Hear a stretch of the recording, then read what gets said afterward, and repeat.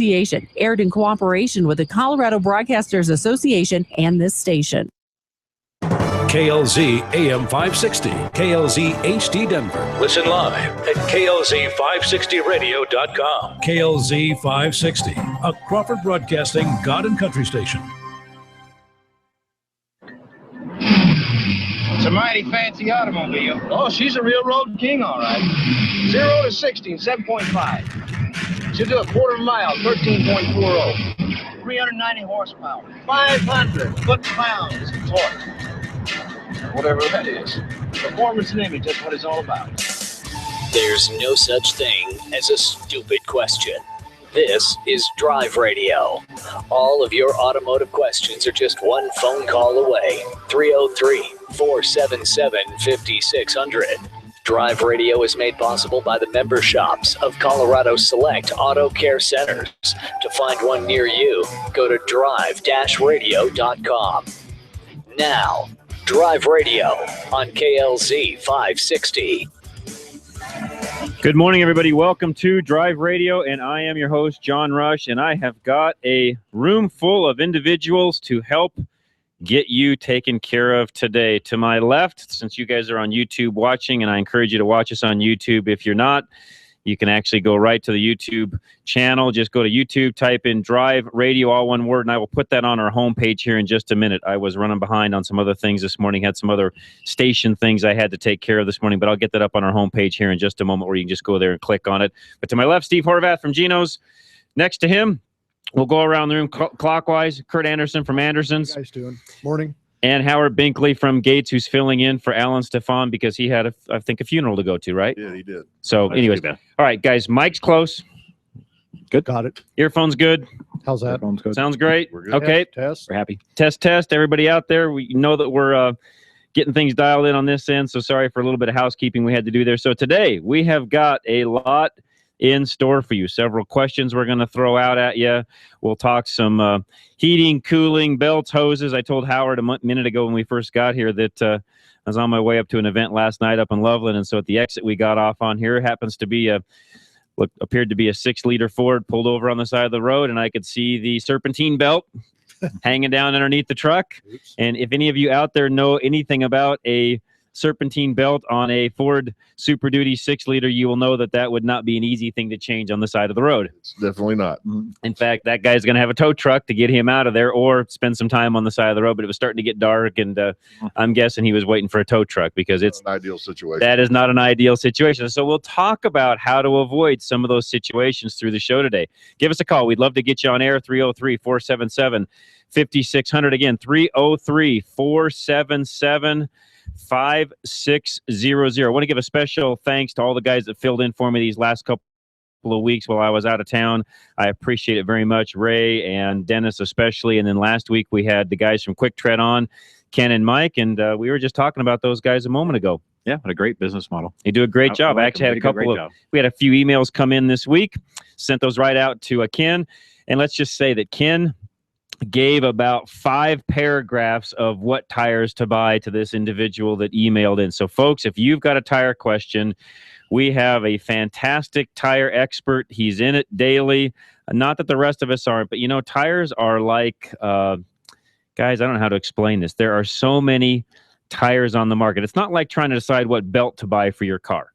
Okay, that one's pretty cut and dried, or even brakes for that matter. When it comes to buying tires, man, I tell you what, the list, I don't want to say it's endless, but there is a lot of choices out there on what to buy. It's almost becoming like the trannies where we have to farm out the trannies. We're becoming the same way with the tires. We have to have a specialty shop to do it. Yep.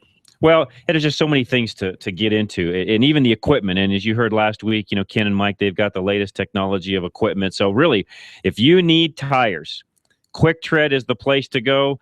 If and by the way, that information will be on the website, or send me an email. I'll get it off to you. However you want to do that. That's an easy thing to do. Or listen to last week's podcast. That would really be the best thing to do. They talked tires the entire 3 hours last week. Also, we've got another couple of special sponsors besides Napa Auto Parts, which is our main sponsor, K&N Engineering on the filter side of the fence. Paul Leuenberger, American National Insurance. If you need help with anything insurance related, 303-619-9891. He's saving me money as we speak, and I know he's doing that for a lot of other people that are out there. And then, of course, our internal broker, I would call him. Isaac Bouchard, becoming a real great friend of mine, 303-475-1462. If you need anything at all when it comes to buying, selling, trading, advice on what to do with a new car or a used car, Isaac is the guy to call, 303-475-1462.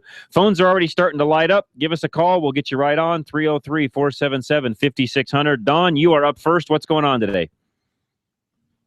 Hello, Don. Yes. I was wondering on a 2004 Chevy Silverado with a 5.3, if you could take the serpentine belt off the in between the fan blades and the shroud without pulling the shroud off. Yeah, I would. Yeah, you can. Yeah. That shouldn't be a problem. You have to kind of fish it through there, but yeah. Okay, I was just going to ask that. That's the only thing I want. Would you buy them belts from Napa? Probably is a good place. Yes, Yes, best it is. place. And Okay. there's two belts on there too. You know that. Yes, there's the Yeah. one on the bottom, but I could get to that one pretty easy. I was just wondering. It's got like a plastic fan, and then the shroud's pretty close.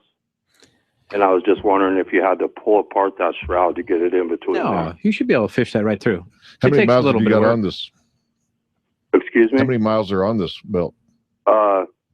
It's only got 60,000 miles, but the vehicle's 10 years old and it's never Yeah. been changed. Okay.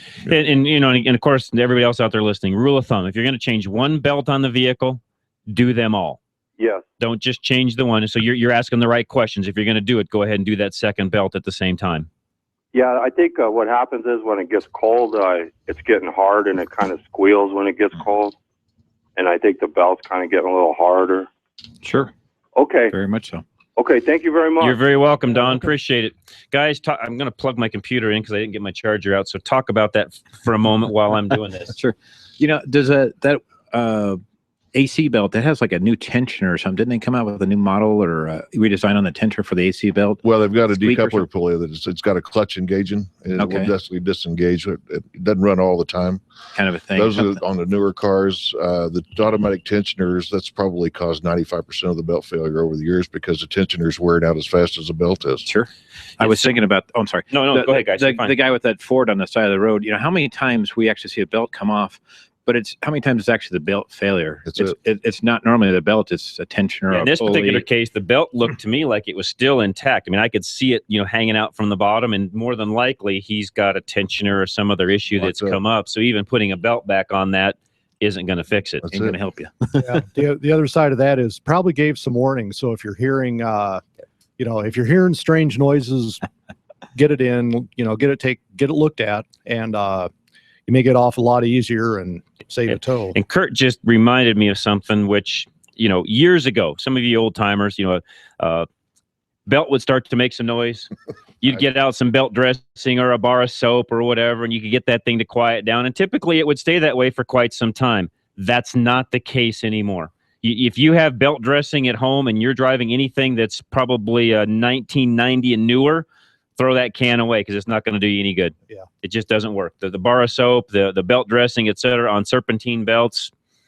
98 used to work really good. You put a Yeah. little dab Yeah. on your finger, worked really good, but not anymore. No, those days are gone. So if you've got to Kurt's point, if you've got something making noise, you better get it looked at because chances are you've got something going on there. And we're going to talk more about belts as we go through the show today, and hoses, because the days of just looking at a belt, eyeballing it and saying, okay, it's time to change it. Those days are gone. You can't do that anymore. Howard will tell us how that works here in just a moment. So stay with us. Lines open, 303-477-5600. Keith is up next. Keith, welcome. What's going on today?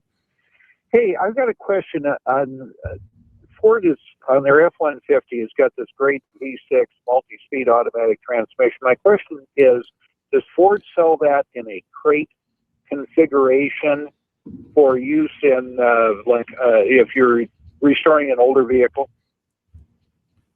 They offer a lot of different crate engines. So to answer that question, I'd have to know specifically, what are you looking for, what particular engine, et cetera. But to answer your question, all the major manufacturers, Ford, Chevy, Dodge, Ram, however you want to call, I've been accused here lately of calling, Ram, Dodge, and all sorts of other things. Well, to me, everything Chrysler is still Dodge. Sorry. It's just habit from being an old timer, and that's what they were. But yeah, they all, yes, to your question, Keith, yes, they all have crate engines. So I can pick up a 4.6 with a 6-speed automatic from Ford, great configuration, and throw it in my older Ford pickup. You'll have to do some finagling when it comes to the transmission coupling side of the fence. They don't sell that as a package, is my point. But yes, you can buy a crate engine and a crate transmission. Yes. Very good. Thank you much. You're very Appreciate it. welcome, Keith. Appreciate the phone call. Great question, by the way. And yeah, I've been accused here lately of I did a review the other day on YouTube, and I called a new the new Ram EcoDiesel. I called it a Dodge. Well, So do you still call Nissan Datsun then? sometimes. I mean, guys, us old timers. I mean, we remember these old names of the cars, and yeah, Fiat did a big rebranding here lately and started to call all the different lines something different. So they've got Fiat, and they've got Ram, and they've got Dodge, and they've got, I think, still Chrysler. And it's like, well, okay, it's all still Dodge to me. Sorry, it's just. It's just habit, Nate. Howard's laughing at me because he knows exactly what I'm talking about. All these new names for all these new vehicles, and yet in the back of our mind, we all still know what they are. So just a side note. All right, we've got JR in Denver with another belt question. So hey, anything at all for Howard specifically, we have got the expert here from Gates on belts, hoses, things along those lines. Please call us 303-477-5600. JR, what's your question? Hi, that reminded me of changing my belt. I have an 05 Grand Caravan, Okay. 3.3 motor. I was going to buy the belt from Napa, but what special tool do I need for that idler arm? For that, not idler arm, what is the the idler belt, or I think it's the idler, the tensioner. Yes. Yeah. Is it a 3/8 or a 1/2-inch square socket? 3/8. 3/8. Okay. So that's just I remember. That's just a 3/8 extension basically that you need for that. But that one, and Howard, correct me if I'm wrong, but isn't there some updates on that particular vehicle he needs to look at? We got a solution kit that you can get from Napa for that. That it's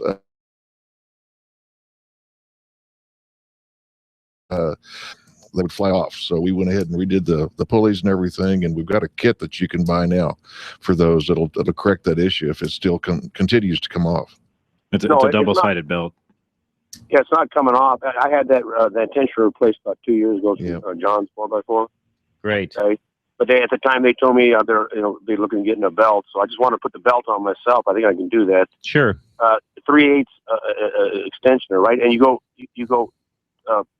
toward when I'm out. Whatever relieves you'll add pressure to the tensioner to relieve the tension on the belt is the best way for me to explain that. Okay, add tension to it then, yes. Right? So you're going to actually it takes some muscle is what I'm trying to get at to actually relieve the tension on the belt.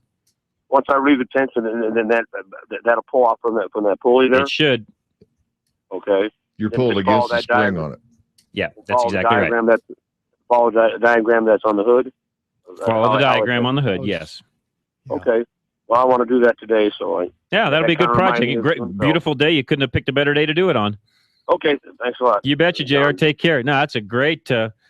In fact, we haven't mentioned that yet, guys. Looking out this 12-story window here, high atop the KLZ towers, and a little snow on the peaks up there. Yeah, here we go. Out on the divide. So snow is coming. We'll talk a little bit about that. A little bit further as we go through the show today. But that's one of those things. Belts, hoses, coolant. We always seem to think of coolant only in regards to keeping the engine cool, but the reality is it does a lot more than just keeping the engine cool. Operates the heater, other things that you need, making sure the HVAC works properly for the defrost side. Guys, we have so much to talk about. I'm not sure we'll get it all in these 3 hours. But hey, when we come back, we're getting ready to go to break. Call us. We'll get you right on air as soon as we come back. 303-477-5600. When we come back, we have tech tips again from David up in Idaho. I've got a couple of different tech tips we're going to give you, and I appreciate David doing that. He's a long distance, tech that enjoys the show and wanted to participate, from a long distance, which is fine with me. Any of you that have anything at all you'd love to share, that's what we're here for. Again, call us 303-477-5600. Question of the day, which is courtesy of Steve from Geno's, which is hunting and fishing trips you've been taken where vehicles have gotten stuck and how you got out. So let's hear from you. When I guess maybe a better way to shorten that question up is tell us the worst time you've ever been stuck and how you got unstuck, which is a great question. It's something we've never asked on Drive Radio. So tell us about a time you've been stuck and how you got unstuck, and we'll take more of your questions when we come back here on Drive Radio. John Rush, your host, KLZ 560. Napa supports the Intrepid Fallen Heroes Fund. And this month, we're making it easy for you to show your support too. Make any $25 purchase On the headphone side? receive a free Napa Camo racing cap. For every cap we give out, we'll donate $1 to the Intrepid All right. Fallen Heroes Fund. Supporting those who serve you. That's Napa Know-How. At participating Napa Auto Parts stores while supplies last. Offer expires 11/16/14. Need a one-stop auto repair solution in northern Colorado? At Fort Collins 4x4 Center, they service and maintain more than just 4x4s. From diesel pickups to economy cars, their team of service specialists and technicians have the computer diagnostics, tools, and expertise to service and repair any make or model. They combine their skills with integrity, giving you the best service in the industry. From preventative maintenance to major repairs, you can trust your vehicle to Fort Collins 4x4, located just a few blocks north of Old Town on College Avenue in Hemlock. They're open Monday through Friday, 7:30 until 5:30, with convenient shuttle service and after-hours drop. If you're ready to form a solid relationship with an auto repair shop, the new owners at Fort Collins 4x4 are committed to providing the professional and personal service you're looking for. Give them a call at 97. Sorry, I was turning up my own headphones. Sorry. 482-5500. Check them out on the web at fortcollins4x4.com or follow them on Facebook at fortcollins4x4.com. Do you love things that require gas or diesel fuel to run? Do you need a job? Or are you just looking for a change? Napa Auto Parts is looking for delivery drivers and salespeople in all locations in the Denver metro area. If you have experience in the industry, that helps, but it is not mandatory. Please go to NapaAutoJobs.com. Again, that's NapaAutoJobs.com and fill out the application. Please mention Drive Radio on that application. Napa Auto Parts, an equal opportunity employer. Reliability. It's what every driver wants from their vehicle. Regardless of make or model, you want your vehicle to take you where you need to go. Reliability is exactly what the Colorado Select Auto Care Centers offer. They've set the standard for excellence in automotive repair and maintenance. Each member offers Napa Auto Care Peace of Mind warranty, along with the highest level of customer service and integrity. To find a Colorado Select Auto Care Center near you, log on to drive-radio.com or call 303-546-NAPA.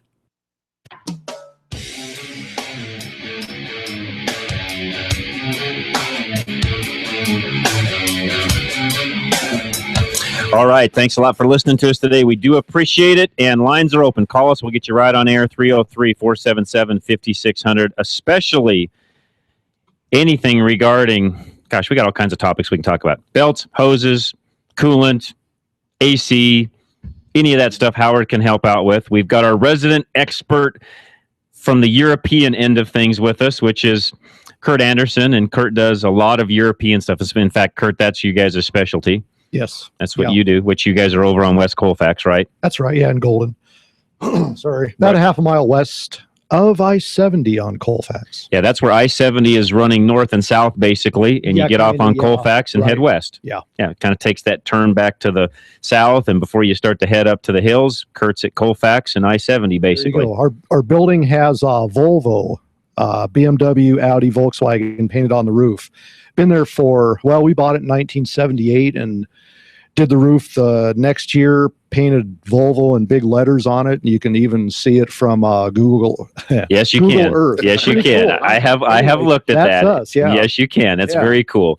Steve from Gino. Steve's over in the Littleton area, and Steve's got some old Volkswagen experience also. So we always tap into Steve when we get an old Volkswagen question. So anything along those lines, we'd love to hear from you. Steve, tell the folks about where you guys are at and a little bit about your history too. We're at 3593 West Bowles, which is a little bit west of Federal on Bowles and a little east of Platte Canyon on Bowles. And we've been in business, 31 years? That location, well over 20. I lost count. And you're doing a big expansion right now that you need to talk about. That's really wanted to get to was that. Oh, okay. We're adding on another couple more bays. We have a 3-bay shop. We're adding on 2 more bays. And we're in the process of that. And that's a challenge and fun all at the same time. But you're making headway because I saw the other day that there's you've got foundation in, you've got walls going up, and what did I see the other day that was new? Oh, there's a roof. We put the roof in. Got it. So we had a crane coming in. So what's your estimated completion date? sometime soon. And you think before the end of the year? I stopped asking. Actually, by Thanksgiving, I'm hoping. Okay, so by Thanksgiving. So about a little over another 6 weeks or so. Yeah, I think it's going now. It's really starting to pile on. So I it's just going said well. 6 weeks till Thanksgiving. What's wrong with that really. picture, guys? The years just click off, don't they? Yeah, and then that means 10 more weeks till Christmas. Yeah. Christmas is less than 90 days away. So that's the other thing to look at. So it rolls along really, really fast, especially as we get older. So anyways, love to hear from you. 303-477-5600. Question of the day. Tell us the worst time you've been stuck and how you got unstuck. Now, some of you guys that are up four-wheeling and doing stuff on a regular basis, you're going to have some really great stories. And some of us in the room will go around here in a minute and ask that same question. When was the worst time you ever have been stuck? And then how did you get out? And I'll have to go back in my memory banks because I've only been stuck a few times. I've done the best. How should I say this? I've always done my best to make sure you don't get in that situation in the first place. Yeah. Either having winches, jacks, come-alongs, whatever. If you know you're going to be someplace, But there have been some times I've been stuck. You guys all out there know I plow snow and do some things like that. And I can remember that that bad storms we had back in 2006, where we had 40 inches of snow in a relatively short amount of time. And I tell you what, I don't know how many different vehicles we had out as a fleet that were stuck trying to get unstuck, and I was buying tire chains and tow straps and everything I possibly could I think I cleaned Napa out back then, just buying, my local store, buying tire chains and tow straps, trying to keep things going because you couldn't keep everything unstuck for the amount of snow that there was. So be prepared is the rule of thumb there. So make sure you're prepared. Again, call us. We'd love to hear from you. 303-477-5600. Let's talk, guys, for a moment. We got into it a second ago about belts and the fact that you can't use dressing. You can't just look at them anymore to determine, whether they're worn out or not. So let's give everybody some tips on that to know they're, do-it-yourselfers at home, or maybe they're just, they want to make sure the maintenance on the vehicle is good. So occasionally they want to pop the hood and look inside. What are things they need to look at, or how can they tell for sure a belt is bad? Well, the most obvious is when they're getting really worn out, they will crack. So, always start there. Okay. We've changed the compound of the rubber on a belt about, it's been several years ago. But used to, you could tell when a V-rub belt was getting ready to check because you get chunks out of it. Right. I mean, it was obvious. It actually fall apart. Well, we put aramid fiber in this belt. Well, you could run a belt today and it'll run 100,000 miles and it'll look brand new to the eye. Okay. But we've got some little orange tools. They look like olive toothpicks. We've been called everything in the world. But you can lay that in the groove. If you can feel that tool in the groove of the belt, that belt's still good. If you can't feel it, it's going up into the reinforcement on the top layer of the belt. That's where you're getting your noise in the morning. If you get up in the morning, start the car on a heavy dew, it starts squealing or squeaking, something like that. That's the belt's trying to tell you. Essentially, what you're saying is the farther in the tool hits the groove, so the farther into the groove the tool goes, the belt started to wear off like a tire, if you would. That's exactly. And that's when it's time to go ahead and replace that belt. Exactly. So if a guy at home in the garage, gal at home in the garage, does not have that tool, what do they do, Howard? Well, if you got a smartphone, we've got an app that you can actually go to. It's called Gates PIC, and you can take a picture of it, and it will measure the depth field of the belt itself. Right through the picture. It'll tell you if Really? you get a green light if it's good, a yellow light if it's marginal, and a red light if it's bad. And I knew that. I was just trying to get this information extracted as we went along, because there's several ways to look at a belt. And Gates has a very cool app. I've actually used it. I every time I use it, I look at it and I think, wait a minute. How in the world does it do that? How does it know the depth of the belt? But somehow it does, and I don't know how you guys have figured that out, but hats off to you. It measures the depth field of the groove, so that's exactly what you're doing. You're measuring the wear inside the belt. So again, some of you do-it-yourselfers that are out there, you need to you can go to the App Store, of course, if you're and I assume this is Apple and Android both. So just go in there, look for what's it called? It's called Gates PIC. I don't have it on my phone, but okay. So got it. Steve's got it on his. So it's actually called a PIC gauge. Yep. Gates Pick Gauge. That's it.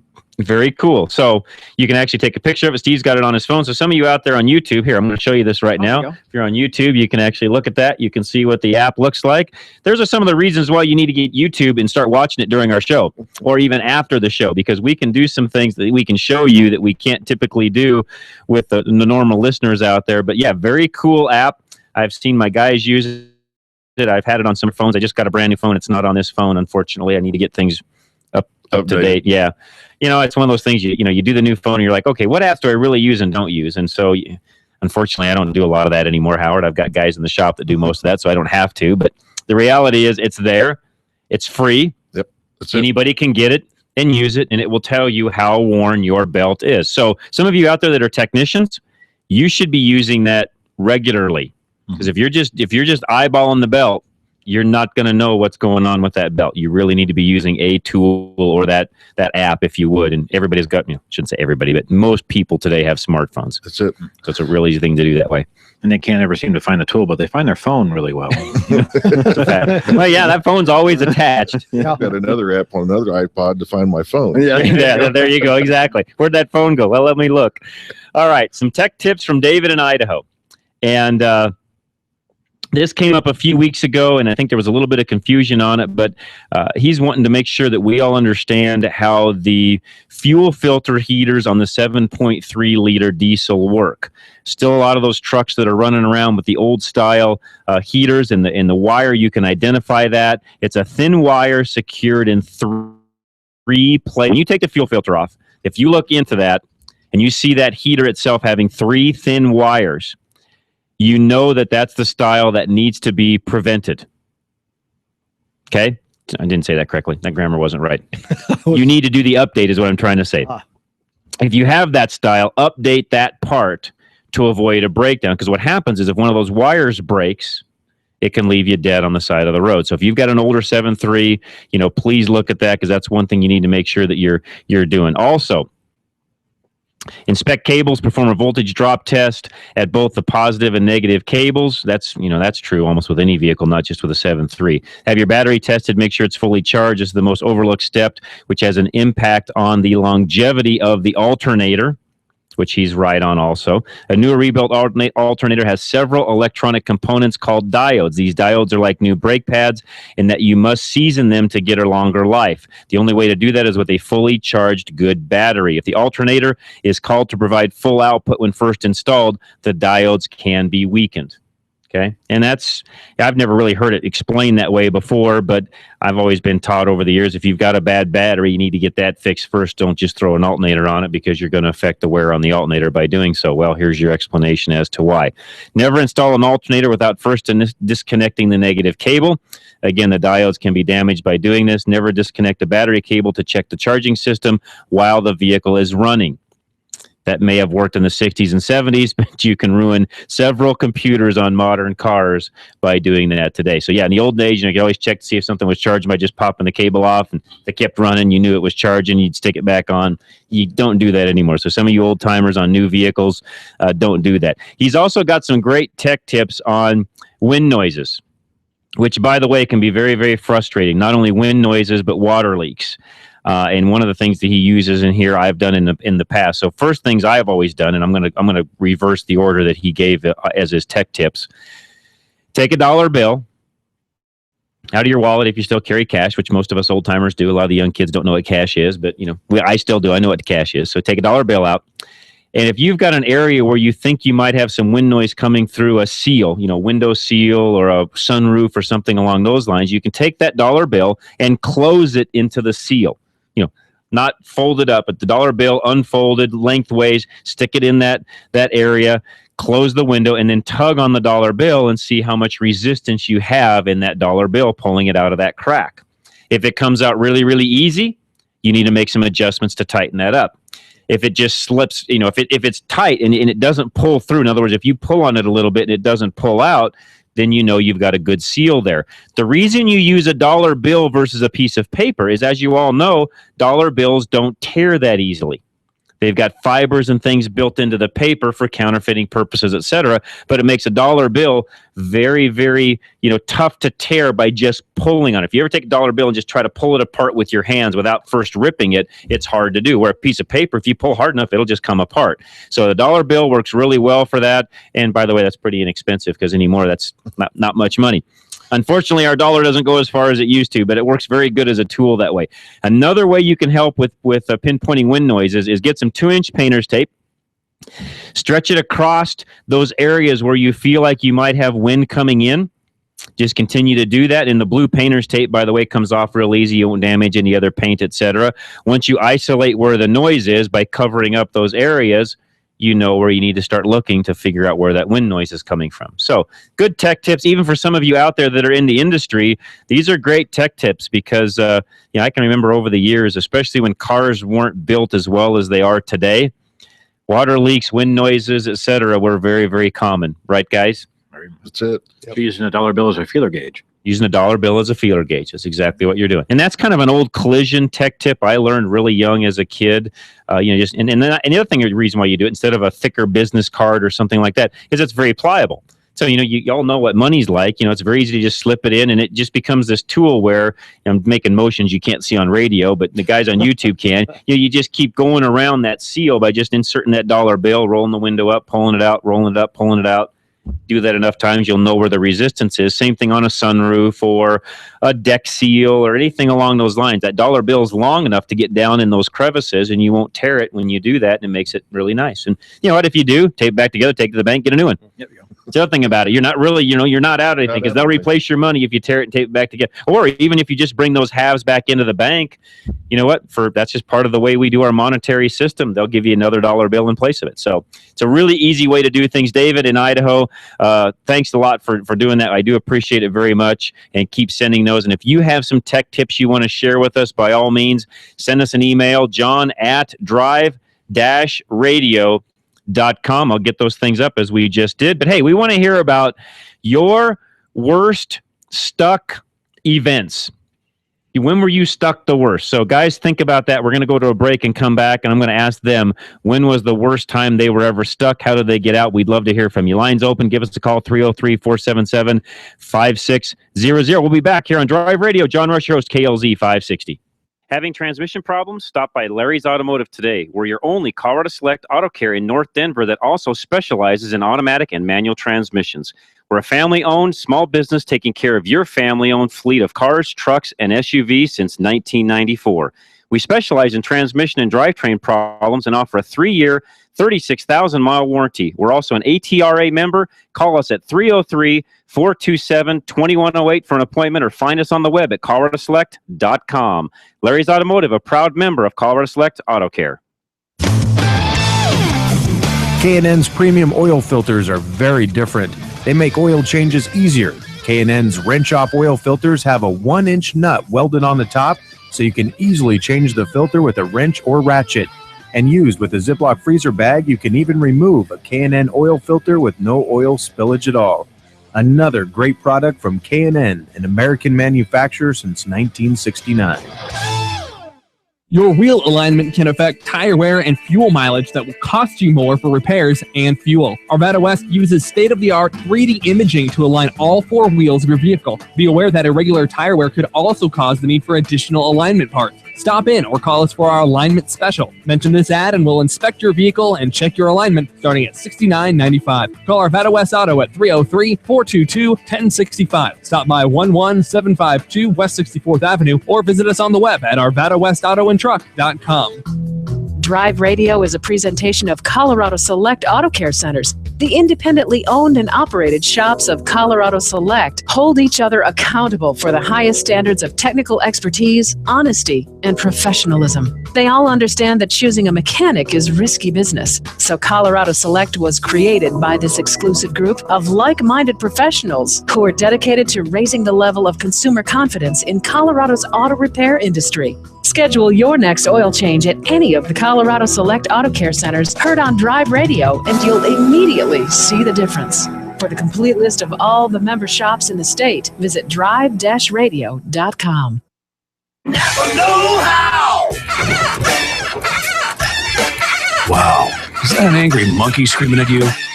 Nope, it's your windshield wipers. And they're literally crying out for you to replace them. Lucky for you, Napa now has 30% off select visibility products. That's 30% off wiper blades, headlight bulbs, and more.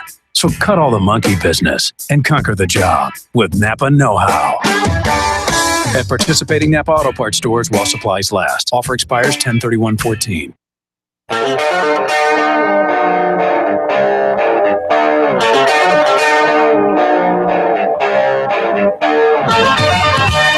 All right, and we are back. Thanks for tuning in to us. John Rush, Steve Horvath, Kurt Anderson, and Howard Binkley here on Drive Radio AM 560 KLZ. And we were talking about some of those tech tips with the diodes, and I think really what we're trying to get at there, just to make sure we take some of the techiness out of that, is if you have an old battery, a bad battery per se, and it takes a lot of extra charging capacity for the alternator to keep up with that battery, could you effectively shorten the life of the alternator? Yes, you could. One thing Howard brought up, which I thought was interesting, and Steve had a story to tell along with it, is a belt that is worn or even a little bit oversized can actually affect charging also, right, Howard? That's exactly right. If you got you lose enough tension in it, it's not gonna grip on the alternator enough. The alternator's not gonna turn like it should, so therefore you're not gonna get the output that you need out of that alternator. So you probably replaced alternators because the tensioner was bad. Yeah, when in fact it wasn't the alternator that was bad in the first place, just the tensioner was. Great point. And bear in mind that alternator, is going to pull a horsepower or two under fully. That's true too. Yes. Fully charging. Yeah. So having a good battery would actually help with fuel economy and some other things. Yeah. It could. Yeah, absolutely. Great point, Kurt. Again, guys, there's so many things that once we get into a topic, as you can see, somebody actually asked me at the event I was at last night, how do you guys do that show? Do you have a big computer in front of you, or do you have somebody, behind the scenes that are helping with all these little different things, et cetera? And I'm like, I wish. It's like, no, it's just most of it's in our heads, and you just, somewhere or another, something gets triggered and you start sucking that information back out. It's amazing how the human brain, works, because some of this has just been doing it for 30 plus, those of us in this room, it's 30 plus years of doing it, or almost 40 years plus for some of, getting close to me for almost 40 years. I'm 50 years old, and I started messing with stuff when I was, 11, 12 years old. So it's been almost 40 years for myself. And you just start pulling some of those things out that you've seen over the years, and the human brain is amazing. And yeah, it's a computer screen in front of me to remind me of what I'm supposed to talk about through the show. Occasionally I'll pull up some information on, when an oil change, needs to take place, or the type of fluid that needs to go in something, and we'll use some resources that way. But guys, that's about it. Yeah. Those of you on YouTube, look, and we have some things in front of us for reference only, but we're not digging away for information every time you get a question. I wish we could, but from here. That's exactly right. All right. Lines are full. When somebody drops off, call us. We'll get you right on air, 303-477-5600. Eric, you're up next. What's going on today? Hey, guys. Hey, not a question, more of a comment here. Sure. I had a learning experience last Saturday night that I now have a newfound respect for people who work on cars on a full-time basis. All right. Oh, thanks. Here's the deal. Back in March, I bought my wife this 2000. Okay. Love the car. Great little car. The one gripe I had is it really felt like it should have had better lighting, like marker lights and whatnot. So over the course of the last few months, I've converted all the lights to LED. Okay. You would think that would be easy, which for the most part, some stuff is a little difficult to get to. But the hardest bulbs on this thing are the left and right front turn signal bulbs, because they're at the very bottom of the headlight housing. Now, there is a video online that shows how to do it, and I really want to find who made this video and slap them, because it's obvious they had taken the bulb loose before they filmed the video, because the way they show to do it, yeah, you're not doing it that way, especially the driver's side one.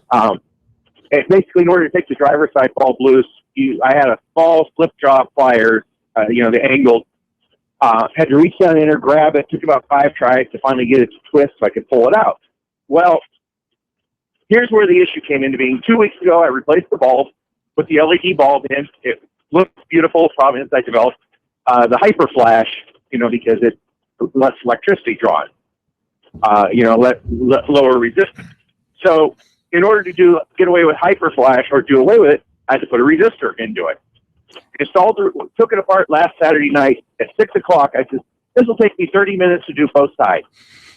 Pulled the driver's side one apart, put the resistor on, it worked. When I put the bulb back into the socket, I just put it in there. Didn't think in my brain to make sure that it locked into the socket. Put the socket in the housing and immediately heard clunk, clunk. Pulled the socket back out, no bulb. No bulb. The bulb, you can't see where it goes. You have to do the whole thing by feel. It took me, and there's nothing on the internet anywhere to figure out how to take this headlight apart.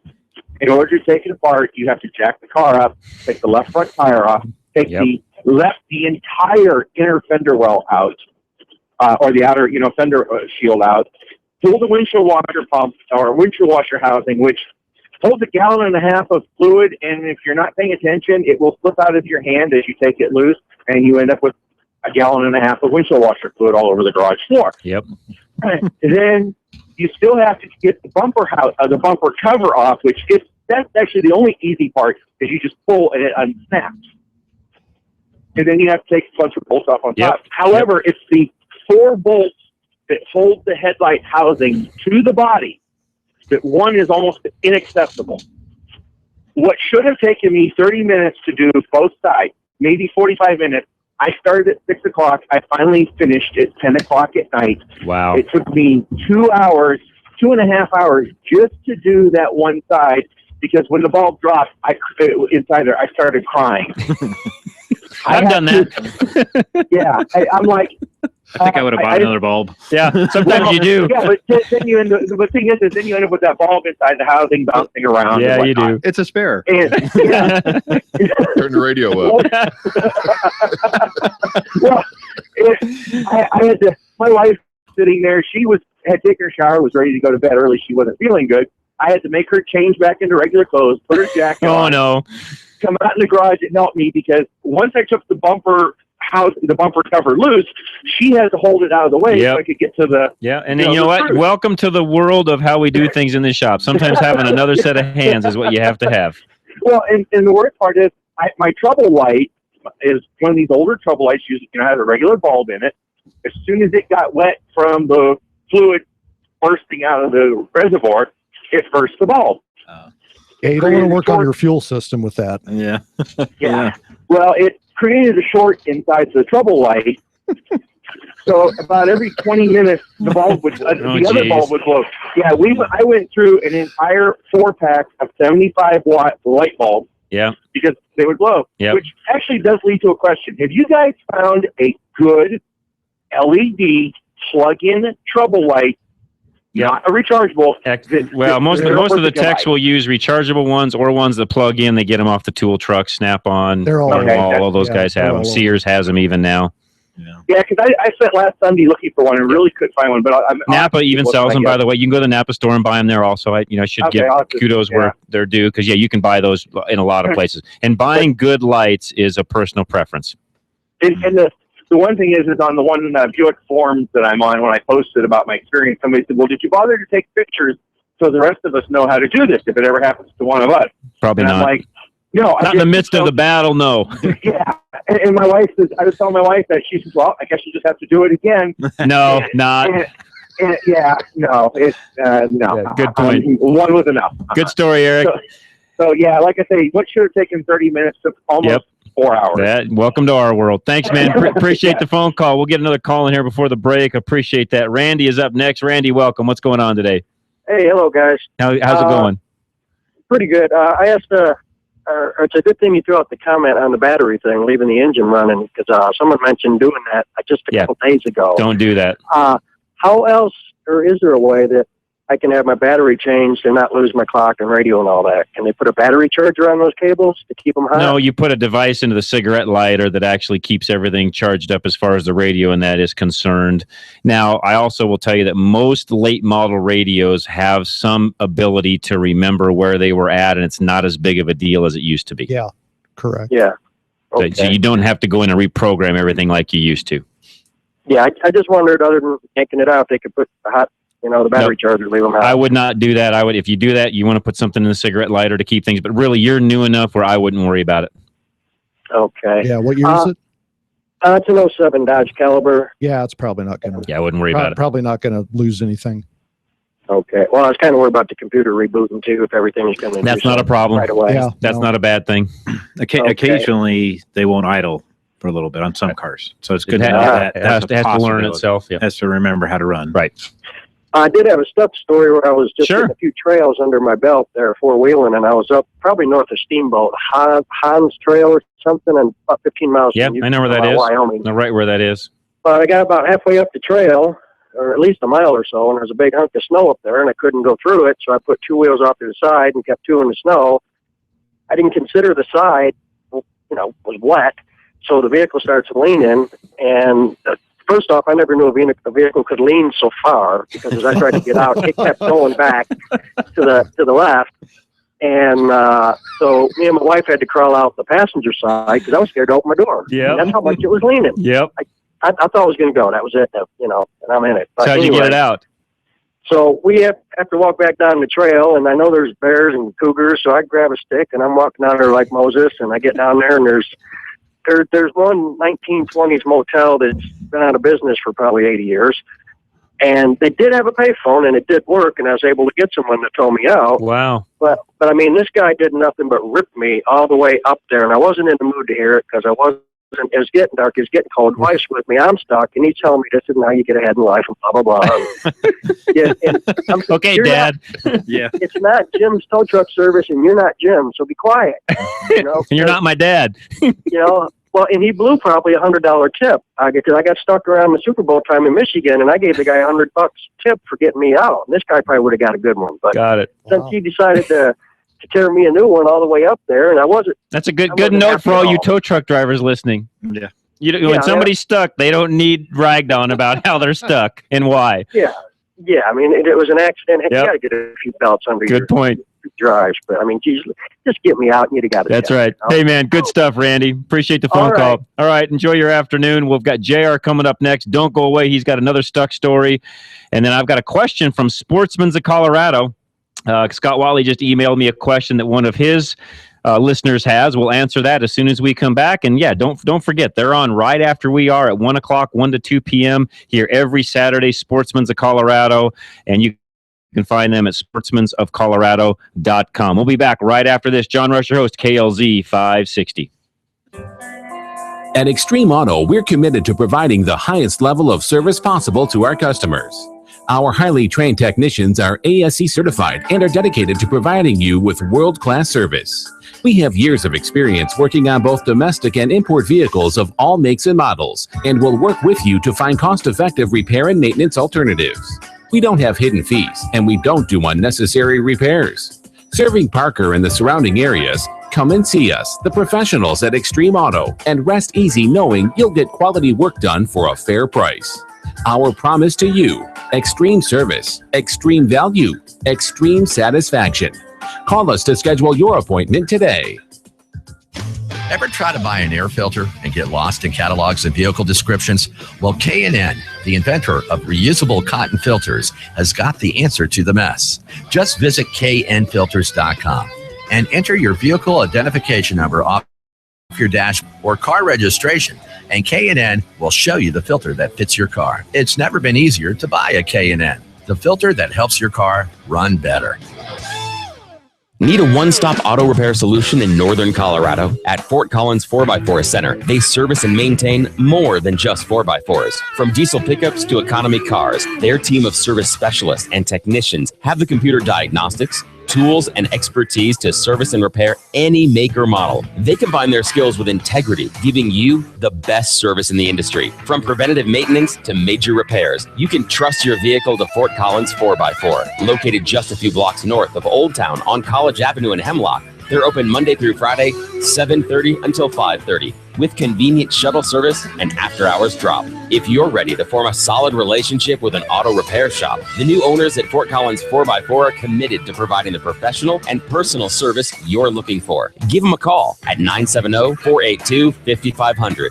970-482-5500. Check them out on the web at FortCollins4x4.com or follow them on Facebook at FortCollins4x4.com. Napa Know How! You've packed your family of 8 in a 5-person car, packed a week's worth of groceries into one bag. And when your wife says the dishwasher's full, you just laugh. But are you up for the challenge when there's 20% off on the line? Pick up our exclusive 5-gallon Napa Camo Bucket for just $2.99. Then get 20% off all the stuff you can fit in it. Conquer the job with Napa Know-How.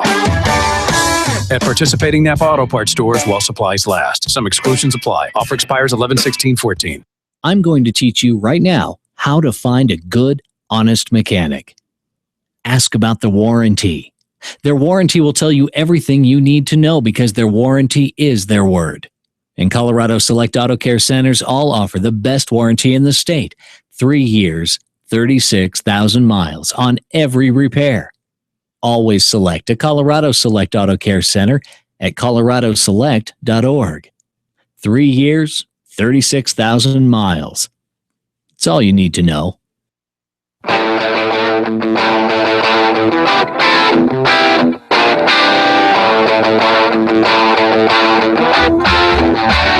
All right, back at it. Drive Radio. John Rush, your host. We'll go right to the phones. Got a line open, by the way, 303-477-5600. JR, you've got a stuck story. What's going on? Yeah, back in the late 70s, I had a 77 Land Cruiser, FJ40, and going up Holy Cross Trail. I don't know if you ever heard of that trail. Yes, I have. Okay, well, there's a big bog there, mud bog, and yes, there is. I got stuck to both axles there, and trying to drive, I couldn't do that. So, but I had my old trusty Warren winch, the high profile. Yep. Is that the 740? 8274. Right, and I still have that today. That winch. It's a good winch. But I had to use a snatch block attached to a tree on that to get out, but it was real bad. Wow. But yeah, if they get buried that deep, you need a lot of power to get them unstuck. Right. But those winches, I mean, if you're going four-wheeling, best to get one. Yes, it is. Camping, they're worth their weight in gold. Yes, they are. Yep. I mean, they're a little expensive, but you've ever been stuck and needed one, you're glad you have it. I've used them a number of times getting four-wheeling. Yep. I had a question about this. Your YouTube, that on that driveradio.com, is there a link to that? Yeah, if you go to drive-radio.com. Okay. And on our homepage, which I'm looking at as we speak, just scroll down about halfway down the page, and there's the link right there. You just click the little play button, and it'll play right up, and you'll see us live today. Oh, okay. Also, does that show what you were talking about, some of the tech tips on that? No, all of our car reviews and the things that we do on that are actually on our YouTube channel. Great question, by the way. Just go to YouTube. In the search bar of YouTube, just type in all one word, Drive Radio, and we have 100+ videos up there. So that's easy. So I can do that in the home then. You can do that from any browser that has YouTube on it. You can go to youtube.com, type into the search bar, Drive Radio, all one word.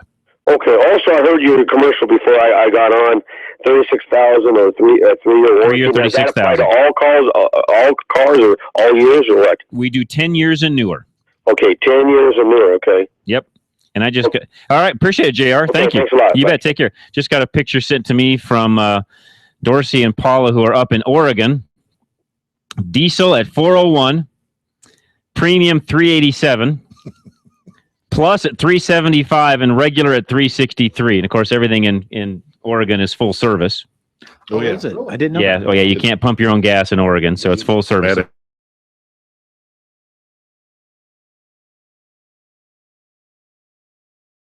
They jack the prices up. 401, 387, 375, and 363. So she was really saying is notice the diesel, 401 a gallon. So anyways, all right. So I've got a question from Sportsman's of Colorado. That is, guys, if you're going hunting and you're going to pull a horse trailer, what extra service should you have done to your truck and possibly the trailer? Man, we could do a whole show on this. But to sum it up, so Scott, if you're listening, plug this back to your listener, or hopefully they're listening, and come back and listen to our podcast, this last little segment of Drive Radio, first hour, however you want to do that. But on the truck, if it's a late model truck and they've done all the normal maintenance, there really isn't anything extra they need to do as long as things have been taken care of. And what I mean by that is if they've taken care of fluids, brakes are in good shape, they've made sure tires are good, suspension is a big deal when you're pulling a horse trailer or any kind of a trailer. Shocks need to be up to speed. Just making sure you've got enough capacity there to handle what you're towing. So, last thing you want to do is go out and tow a trailer with brakes that have 10% left. Okay, that's kind of what I'm talking about. And even, I would even go as far as saying, if you're going to tow a decent-sized trailer, depending upon the truck and the rig, if you're at 20% and you're going to go up on a hunting trip back and forth, I'd put brakes on before I left if it were me. Yeah. I would not risk going all the way up and back with 20% left. You're liable to come back with metal to metal. So things like that I would look at on the truck itself. Of course, wiring, making sure your trailer brake's working properly, etc. On the trailer, that is a big deal because nobody does trailer maintenance like they're supposed to, ever. Wheel bearings should be packed. I don't care if you've got a trailer every year, wheel bearings should be packed. You need to look at the trailer brakes at the same time. Again, just like the truck, the trailer itself, that horse trailer is going to have brakes on it. You want to make sure that the magnets are in good shape, the linings are in good shape, all the hardware is good, the backing plates don't have any problems. Check the axles, make sure there's no cracks, no breaks, there's no bushings worn out on the springs. The leaf springs themselves are in good shape. Most horse trailers have leaf springs. Some have the new torque axles, which if they do, that's great. But anyways, double check all of that. Make sure the tongue of the trailer is in good shape. No cracks, no issues. Good grease on the ball. Make sure the coupler's working properly. Your breakaway switch for the trailer brakes is all there. The battery for the brakes on the breakaway is up. Make sure that it's charged or that it's up to speed. If not, Napa can sell you a brand new trailer brake battery just in case of an emergency. Lighting, of course, is a big deal. You want to make sure all the lights are good. And on a horse trailer, one thing I recommend that a lot of guys don't do, you need to pull the mats out of that horse trailer periodically.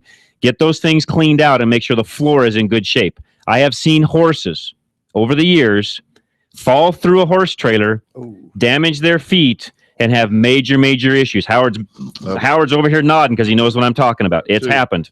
Really? Yeah, because what happens is those mats get all full of manure and hay and all sorts of things, and they get rotten, and guys just don't think about it because the mats in the horse trailer to keep the cushion for the horse as you're going down the road, they put those big heavy mats in there, and you can't see what the floor looks like when those mats are in. So yeah, after every use, or well, maybe not every use, but I'd say at least once a month, if you're a regular horse trailer user, if you only use it for hunting once a year, every year you get back, pull those mats out, get everything washed out, make sure it's in good shape, dry it out, put your mats back in, you're ready for the following year. If you use one regularly, every month you should be pulling the mats out and washing it out and checking them. You drag a horse around long enough, they get bored when they sit still. Yes, they do. Just sit there and paw at that floor, and you're going to be amazed at what they could do. That's exactly right. So besides the rot, what Howard just said can also happen. So guys listening on Sportsman's of Colorado, yeah, make sure all that stuff is in good shape. And the other thing on horse trailers, I notice a lot of guys don't do, lube up the hinges on the, on the doors and make sure the latches work right and make sure things are, always bugs me when a guy's opening a trailer and it's screeching and hollering at you and so on. Well, take a little WD-40 and lube things up and, make things easier. All right, let's get Jim in real quick before the top of the hour. You know what? We are not going to have time for that. Jim, hang with us. You got 2 questions and a stuck story. We're not going to get that in 30 seconds, so hang with us. We'll go to a quick break. The news is at the top of the hour. We'll come back. You're going to be number 1 up. I won't talk about anything. We'll just bring you up and get going. Hang with us. Don't go away. 2 lines open, 303-477-5600. And again, you're listening to John Rush, Steve Horvath, Kurt Anderson, Howard Binkley, all on Drive Radio. Guys, listen to these very important news messages at the top of the hour, and we'll be back right after this here on Drive Radio, KLZ 560. A lot of money coming here and wasting all my time. Cause when you're standing oh so near, I gotta lose my mind. It's not the perfume that you wear, there's all the ribbons in your hair. And all the money coming here, wasting all my time.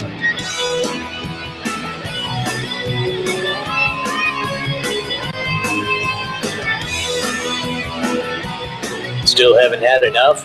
Go to drive-radio.com. Email your questions and comments. Download previous programs and find lots of useful information, including your nearest Colorado Select Auto Care Center. That's drive-radio.com. Thanks for listening to Drive Radio, sponsored by the member shops of Colorado Select Auto Care Centers on KLZ 560. Drive Radio is a presentation of Colorado Select Auto Care Centers. The independently owned and operated shops of Colorado Select hold each other accountable for their highest standards of technical expertise, honesty, and professionalism.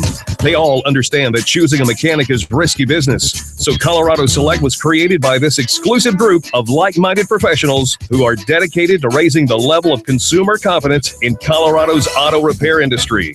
Schedule your next oil change at any of the Colorado Select Auto Care Centers heard on Drive Radio, and you'll immediately see the difference. For the complete list of all the member shops in the state, visit drive-radio.com. For almost 10 years, I've been a lineman for the power company. It's hard work up here on the wires, long, dangerous hours, and at times like this, when storms roll through, I really appreciate how much people rely on me. I know that service is important. That's why I also serve in the Coast Guard Reserve. In the Coast Guard Reserve, our crews respond to rising floodwaters in the Midwest, oil spills in the Gulf of Mexico, and disasters like the Haiti earthquake. The Coast Guard Reserve is a challenge I gladly take on because my country needs me. It has a lot in common with my full-time career, and just like other first responders, firemen, police officers, and EMTs, we do our best work when things are their worst. I have no doubt I was born for this. If you were born ready to give more to your country, the Coast Guard Reserve is ready for you. Learn more at gocoastguard.com. Sponsored by the United States Coast Guard in cooperation with the Colorado Broadcasters Association and this station. Hi, this is Scott Watley. Join me every Saturday afternoon from 1 to 2 p.m. for Sportsman of Colorado. Hunting, fishing, camping, guns, and ammo. We'll get you ready for the upcoming archery and muzzleloading seasons. Oh, and we'll also let you know where the fish are biting. Check out our website, sportsmanofcolorado.com. If you love the outdoors, you'll love Sportsman of Colorado. Sportsman of Colorado, Saturdays 1 to 2 p.m. right here on KLZ 560. KLZ AM 560, KLZ HD Denver. Listen live at KLZ560radio.com. KLZ 560, a Crawford Broadcasting God and Country station.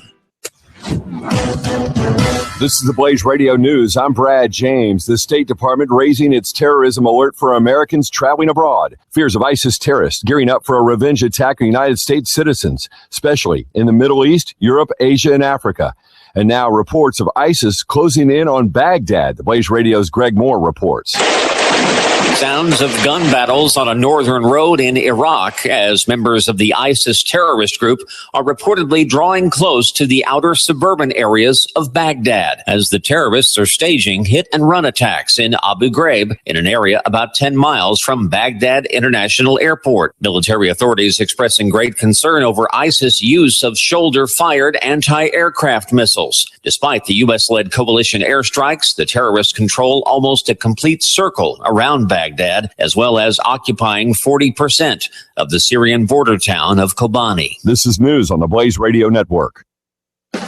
Everyone is making the switch to the Blaze to make it their source for the truth. Why not make it your source for the truth? Make theblaze.com your homepage for news that the other outlets won't even touch. Subscribe to The Blaze TV at theblaze.com/TV or on Dish Network and get access to original programming like For the Record, the show that exposes what's really going on that the government doesn't want you to know. And Real News, the daily conversation on the topics of the day that matter most. Check out the Blaze Radio Network at theblaze.com/radio with original shows like Buck Sexton, The Morning Blaze with Doc Thompson, Pat and Stu, and Jay Severin. Or if you need something to hold in your hands, subscribe to the Blaze magazine. So basically, anywhere you need to go, you can take the truth with you by taking the Blaze with you. This is the Blaze. Truth lives here. So just to recap, anywhere you need to go, you can take the truth with you by taking the Blaze with you. Find out all the ways at theblaze.com. You've been listening to the Blaze Radio News on KLZ 560. Freedom 560 with Ken Clark. Weekdays at noon on KLZ 560. It's a mighty fancy automobile. Oh, she's a real road king, all right. 0 to 60 in 7.5. She'll do a quarter mile, 13.40. 390 horsepower. 500 foot-pounds of torque. Whatever that is. Performance and image, that's what it's all about. There's no such thing as a stupid question. This is Drive Radio.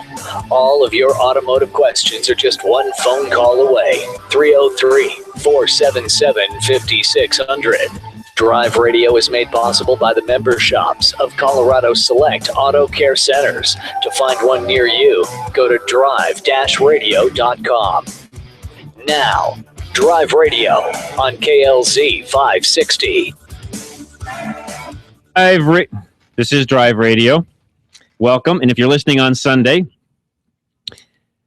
you can't call in. You can listen, but you can't call in because it's Sunday and there's nobody here. And we know people call in because we see the phone logs coming in as to how many people call and get missed, etc. So if it is Sunday afternoon, hope you're enjoying the Bronco game or whatever else you happen to be doing. But we are not in studio. It's a taped show that's replayed again on Sunday. But we still appreciate you listening. And by all means, continue to listen through these next 2 hours. But today is Saturday. So the live show is Saturday, and we got a lot in store. We've done a lot of great things during the first hour. We're going to continue on in the second hour. One of the questions we've been asking everybody is give us your favorite stuck story. So when were you stuck? What happened? How did you get out? Jim is on the line. He's holding on through the last break. Jim, welcome. What's going on today? Okay, on the battery drain. Yes. That you were all talking about. We have a 2002 Buick Park Avenue. Okay. That drains the battery. Okay. We checked the alternator and we put in a new battery. And it's got a bunch of bells and whistles on it. Okay. We trying to nail down what's draining this battery. And we've tried doing an ohms, taking the cables off and doing an ohms test across and trying to do the math back to see how many volts were being drained. We had no luck there. It's a hard way to do it, by the way. The easiest way, if you've got any kind of, which it sounds like you've got some, mechanical ability, the best way to do it is to take the same meter you were using, only don't go ohms, put it to volts, put it between the negative and the battery cable with it off. So the negative post and the negative battery cable, hook one lead on one on the other with the battery disconnected, and see what your readings are. Then go to the fuse box and start. What I would do first is go to the fuse box and start pulling fuses one at a time. See if you get anything to drop.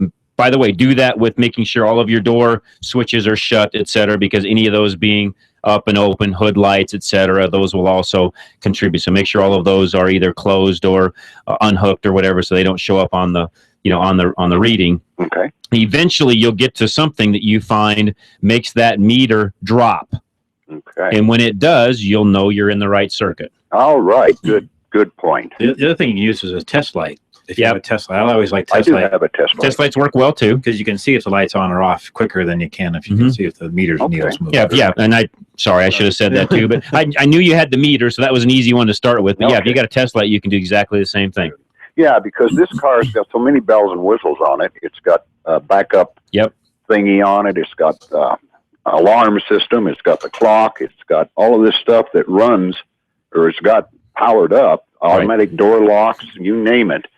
And we're trying to figure out, well, okay, something is draining it.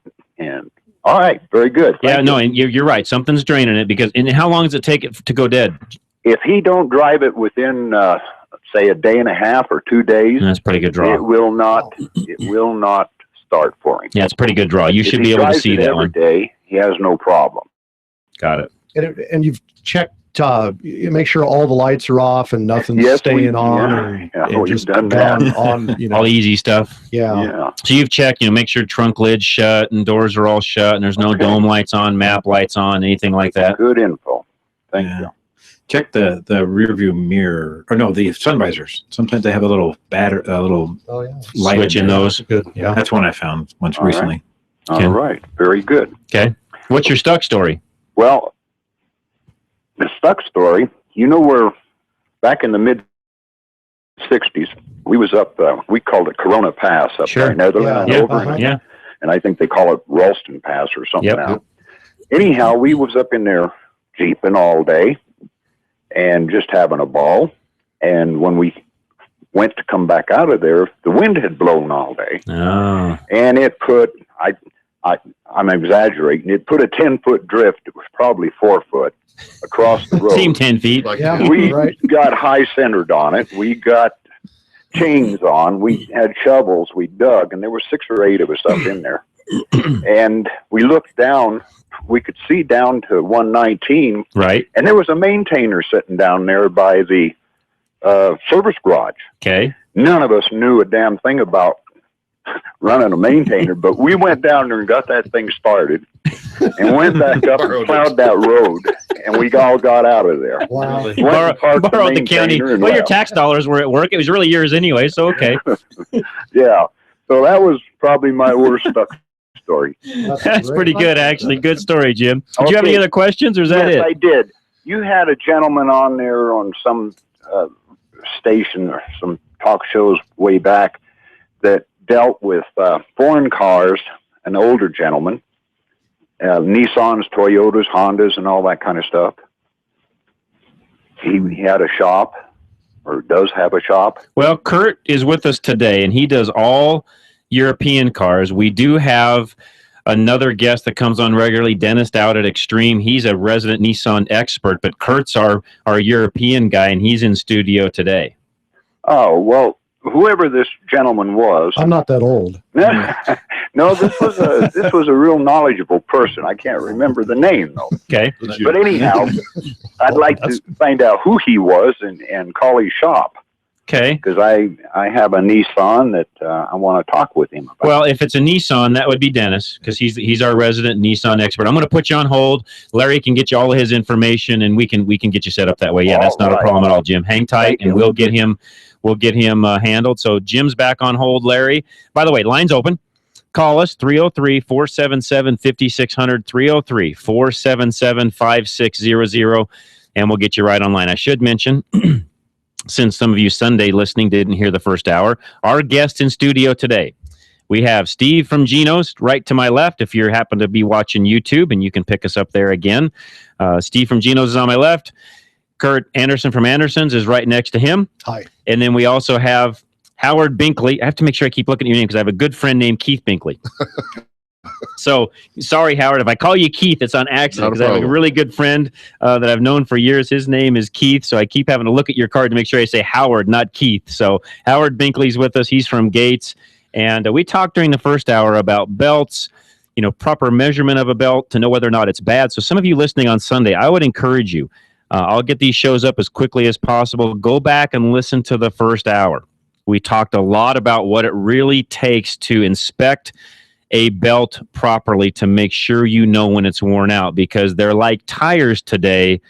They don't crack. They just don't go bad like they used to. The new technology inside of belts, which who invented all that? Did Gates come up with all of that? Gates did. So Gates, in their infinite wisdom, has made it so we don't know when a belt's bad. That's it. That's exactly it. Sorry. Can't deny that one. We're just the way it is. So, but they last a lot longer than they used to. Also, I will give them that. So I'm going to give Gates credit, which I have a love for Gates. Anyways, my grandfather, clear back in the Depression, worked for Gates Rubber Company here in Denver during the Depression, and also worked at Denver Buick at the same time. Was probably one of the few guys around that had 2 jobs. Worked nights at Gates and worked daytime at Denver Buick, and had 2 jobs during the Depression. So yeah, we have as a family, I have a love for Gates just because of the family heritage we have there. And actually, my grandfather was involved years and years ago, so clear back during the Depression days. He and another fellow worked together, and they came up with the serpentine belt. Clear back then. Wow. Never really got used much until of late. But yes, they designed. I shouldn't say the serpentine belt, but the V belt that had the ribs in it, which was kind of the forefront of the serpentine belt. So it's a little history of our side of the fence, Howard. So yeah, there's a little family history with Gates on my side, and so that's why we still like the Gates company very much. Good. So, all right, we're going to go to the phones. We've got lines full, 303-477-5600. Call us and we'll get you right on air. And again, if you're listening on Sunday, I do appreciate it very much. I know some of you can't listen on Saturdays. You're working, you've got kids, things going on, games, etc. But we love having you listen, even though it's Sunday afternoon. You know what? We're going to stretch this first segment out for just a moment. We'll take a quick phone call, and then we'll go to the break. So, Matt, we're going to go just a little long this first segment. Jeff, you're up next. What's going on today? Hey, guys. How you doing? Doing great. Great. Got a good stuck story for you. Great. What is it? Well, I was a college student in Fort Collins and had just gotten a CJ5 Renegade. So I thought I was hot stuff and took a couple fraternity brothers up Risk Canyon. I think it was probably the spring, and most of the snow was gone. And we tried to negotiate a little bit of a side hill and got on some snow. And of course, the back end swung around and kind of backed into a tree. And we fooled around for a little while and had to walk out about 8 miles. Oh, no. Got to a cabin. Oh, no. We called a fraternity brother who had a CJ2A, and he brought a come along up and got us out. But the funny part of the story is one of the guys I was with had an 8mm movie camera, so this was the nice. Oh boy, this was the cell phone of the day. Yes, it was. Yeah. Anytime I got stuck after that, he always seemed to have that movie camera with him. and to this day, when I see him, he has a way of finding that. He needs to digitize that thing and just put it up where you can always see it. Yeah. Yeah, I'm afraid he'd put it on YouTube. Hey, that wouldn't be so bad. You'd probably get some good hits on it. That'd be all right. All right. Well, thanks, good story, Jeff. Hey, appreciate you calling in. All right, Matt, let's take a quick break. We'll come back. We've got Nelson in Denver with a 92 BMW. He's got a question on the engine operation, and Jerry in Greeley has a question on emissions. We'll take both of those when we come back. One line open. 303-477-5600. And by the way, if you've got a question directly for Howard, who is the regional sales manager for Gates, basically he works very closely with Napa, but he is you're employed by Gates. I am. Not by Napa. So by all means, if you've got a question for him, call us. We'll get you right on the phone or right on the air, 303-477-5600. Again, John Rush, your host, KLZ 560. Reliability. It's what every driver wants from their vehicle. Regardless of make or model, you want your vehicle to take you where you need to go. Reliability is exactly what Colorado Select Auto Care Centers offer. They've set the standard for excellence in automotive repair and maintenance. Each Colorado Select member currently offers Napa's Peace of Mind warranty, but are now also offering an extended 2-year or 24,000-mile warranty on repair work. You won't find this offer anywhere else. To find a Colorado Select Auto Care Center near you, log on to drive-radio.com or call 303-546-6272. Know-how! You use the motor oil Dad used, and he uses what Granddad used, yet no one uses what Great-Granddad used, because whale oil is illegal. But if oil's what you need, Napa has you covered. With Castrol GTX for only $3.79 a quart, or 5 quarts in a Napa Silver filter for just $21.99. No harpoons needed. Conquer the job with Napa Know-How. General states pricing. Sales prices do not include applicable state, local taxes, or recycling fees. At participating Napa Auto Parts stores. Offer expires 11/16/14. After 30 years of business, Gino's Auto Service is expanding. Hi, this is Jennifer, and my dad owns Gino's Auto Service in Littleton. What does our expansion mean for you? Savings on all our repair and maintenance services. We work on all makes and models, and your satisfaction is always guaranteed. At Gino's, we use genuine Napa parts and are AAA approved. Stop by and see the transformation at Bowles and Platte Canyon, or visit us online at ginosautoservice.com. That's ginosautoservice.com. Your car performs better when things are simple. And it's easy to see how the maze of plumbing under the hood can slow it down. A K&N AirTake system replaces the maze with a single custom engineered tube. The result? A guaranteed increase in horsepower. A dramatic increase you can actually feel. Visit K&N website to look up the extra horsepower available for your vehicle. K&N, an American manufacturer since 1969.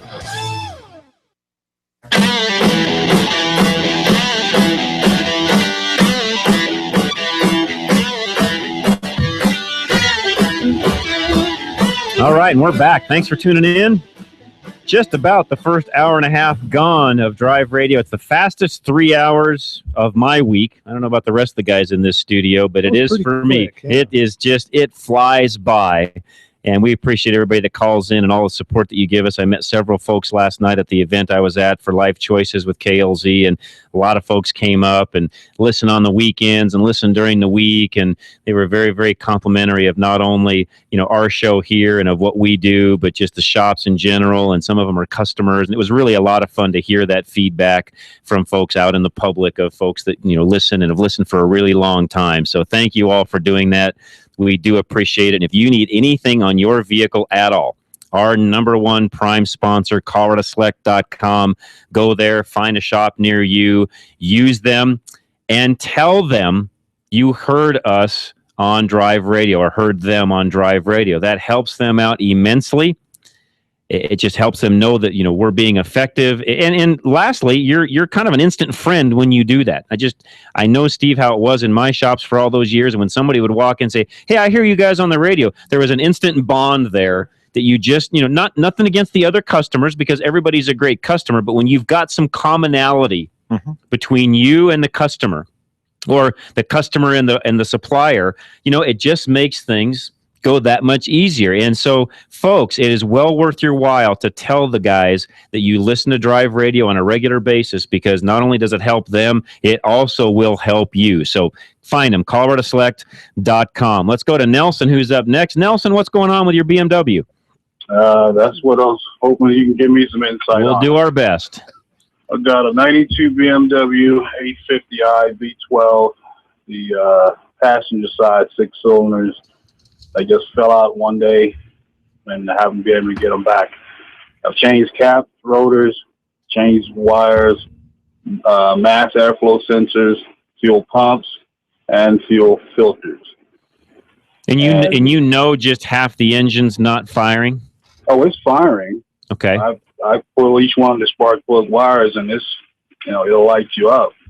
But when the exhaust, the passenger side exhaust is cold. The driver side exhaust is hot. Got it. So you've got one side that, for some reason or another, just doesn't have any. So you really don't know. You've got fire, but you don't know if it has fuel or anything else on that particular bank. I'm not sure if it has fuel. I just not changed both fuel pumps and both fuel filters. Okay. And I don't know much about these. Kurt, do you? Boy, I'm trying to think on that too. That's kind of like two completely separate engines, kind of together. They have two engine management. Yeah, right. So they got 2 engine management systems, even. Yeah. They have 2 DMEs, digital motor electronics. Really, one for each bank. Yeah, one for each bank. Mass airflow sensor for each bank. Really, distributor for each bank. Boy, I can't give you a lot on there without checking it out. I kind of wonder though, if you've got spark, you've probably got, I'd imagine you've got injection on that. I wonder if, maybe catalytic converters. That was going to be my question. My next question was whether or not to go with the sites I've checked out. They mentioned maybe an O2 sensor that shuts down the fuel to the bank if you got an issue with the O2 sensors to protect the catalytic converter. I'm not sure, but I was thinking. Yeah, not. It has 62,000 miles on it. That's not very many miles. No. I think still want to always check the basics. Have you actually checked compression? Do you really know if you have compression on that side for some reason? If we have timing off a little bit or something, as far as timing chain or timing belt, I don't know what this is driven by, but chain. No, I was going down the highway when it dropped out. So okay, so you were driving it when it dropped out. Yeah, it dropped out. So you knew immediately you lost that. Oh yeah, it'll go into limp mode. Got it. You can get home with it, but I've changed everything. The next step was the O2 sensor. A couple of sites I've checked out mentioned catalytic converter. Wasn't sure, but I called in since I heard it was a guy there that on your radio station today that dealt with European cars. Yeah, maybe. Have you had anybody look at it? Hook a scanner into it? Matter of fact, yeah, after I changed all that stuff myself, I finally sent it to the shop. He's not open on the weekend, so I heard you were here and I'm at work, so I thought I'd call you up. Yeah, appreciate it. That's a tough one. That's that thing. Yeah, drives everybody nuts. Everybody know anything about them anyway. So is that a true V12 where everything's mated together in the block, but they just use 2 management systems to run each bank? Yeah, that is the goofiest thing ever. Yeah, you open the hood, you see 2 distributors, 2 sets of. It's 2 everything under there. Yeah. Why did they do it that way? I don't know, but she gets down the road. Yeah, I bet she does. I bet she does even on 6 cylinders. You get both of them going, I bet she really runs. Yeah, that's why you want to get it fixed. That's right. Exactly. All right. Well, I'll look into the catalytic converter. I do appreciate your radio. No problem. And Kurt, real quick, give him your phone number because if something comes up during the week where he needs some other advice, make sure he can get a hold of you. Yeah, sure. Feel free. 303-278-8766. 8766. All right, fantastic. I do appreciate it, guys. You bet. Thank you for calling. We appreciate it very much, Nelson. And that's probably the first BMW V12 question I think I've heard in 18 years of doing this. Yeah. Not a lot of those running around as part of that. Yeah, pretty interesting. But yeah, like you say, well, why did they do everything, twice? Not a BMW engineer, don't know, but that's okay. But when they work, they're great. They're really neat. Really interesting. All right. Yeah. So 303-477-5600. We've got 2 lines open. We'll get you right on air. Call us with anything you've got. That last one's a tough one. So BMW V12s, that's a tough one. We'll have to do a little research on that, see if we can't get Nelson some help. And Nelson, call Kurt during the week and we'll see what we can't do to help you out. And like I say always, it's hard to fix things over the radio/phone, but we'll do our best. And if we can't, we'll get you some information later in the week once we can get to where we can have more information in our hands and even some cases pick our brains a little bit tighter to kind of figure out what's going on, because that's not a real common car. And Nelson, know that. So it wasn't the belt's fault. No, it's not the belt's fault. That's exactly right. All right, let's go to Jerry, who's up next. Line open again, 303-477-5600. We'll get you right on air. What's going on, Jerry? Well, can I give you the Stuck story first? Sure, go right ahead. I was going up Mount Lincoln west of Alma about 15 years ago, and the outside shoulder, the downhill shoulder of this shelf road way up above tree line just slid away. And so then I was high-centered in my pickup up there and didn't have a winch. There was nothing to hook to anyway. And so I hiked away till I could get cell phone coverage and didn't have a list of towing companies in the area. So I called 911 and a volunteer fire rescue team member came up in an old K5 Blazer, and he took me and my passenger back to Fairplay for the evening. It was getting dark. And next morning got a four-wheel drive wrecker as a Ford 1-ton with a hook, and he drove us back up. And it was a real simple thing for him to pull us back on the road. And but the best part of the whole trip was these great stories that this wrecker driver had. And one that stuck with me was he had rescued a guy up on Mount Antero, up above tree line, whose pickup had got hit by lightning, and it melted the wiring in the vehicle, and it blew out the tires. I think it damaged one rim. Wow! So they had to jack it up, pull off the wheels, drive down. I think it was Buena Vista. They drove down to, got new tires, and I think one new rim, and then drove back up Mount Antero to mount the wheels so that then he could tow the vehicle down with the melted wiring. Wow. So that guy had a heck of a stuck story. Yeah. But, and one thing I learned from this was my tow insurance was great, as a State Farm provided. I had tow insurance for just a couple of bucks every 6 months. Right. And they said, as long as you're on a legal road, it doesn't matter whether it's a Forest Service road or what it is. They still covered it. Boy, that's great. That's awesome. That's good to know. Wow. Yeah, it is really good to know. Awesome. Good deal. But my question was, I think a buddy of mine got ripped off. He went to a shop in Fort Collins, and he had a check engine light. He failed his emissions test. Okay. And he passed his emissions test, but all of the specs were good, but he had the check engine light on. Right. And they told him that was a failure, and I thought that didn't go into effect until next year. It's supposed to go into effect January 1. Okay, coming up. So if he had good specs, they shouldn't have failed him. Just based on the engine light. Correct. Yeah. Is it January 1? I thought it was sooner than that, but I can look real quick. Yeah, I'm pretty sure it's January 1. That's what I've heard, but okay. Yeah, interesting. Okay.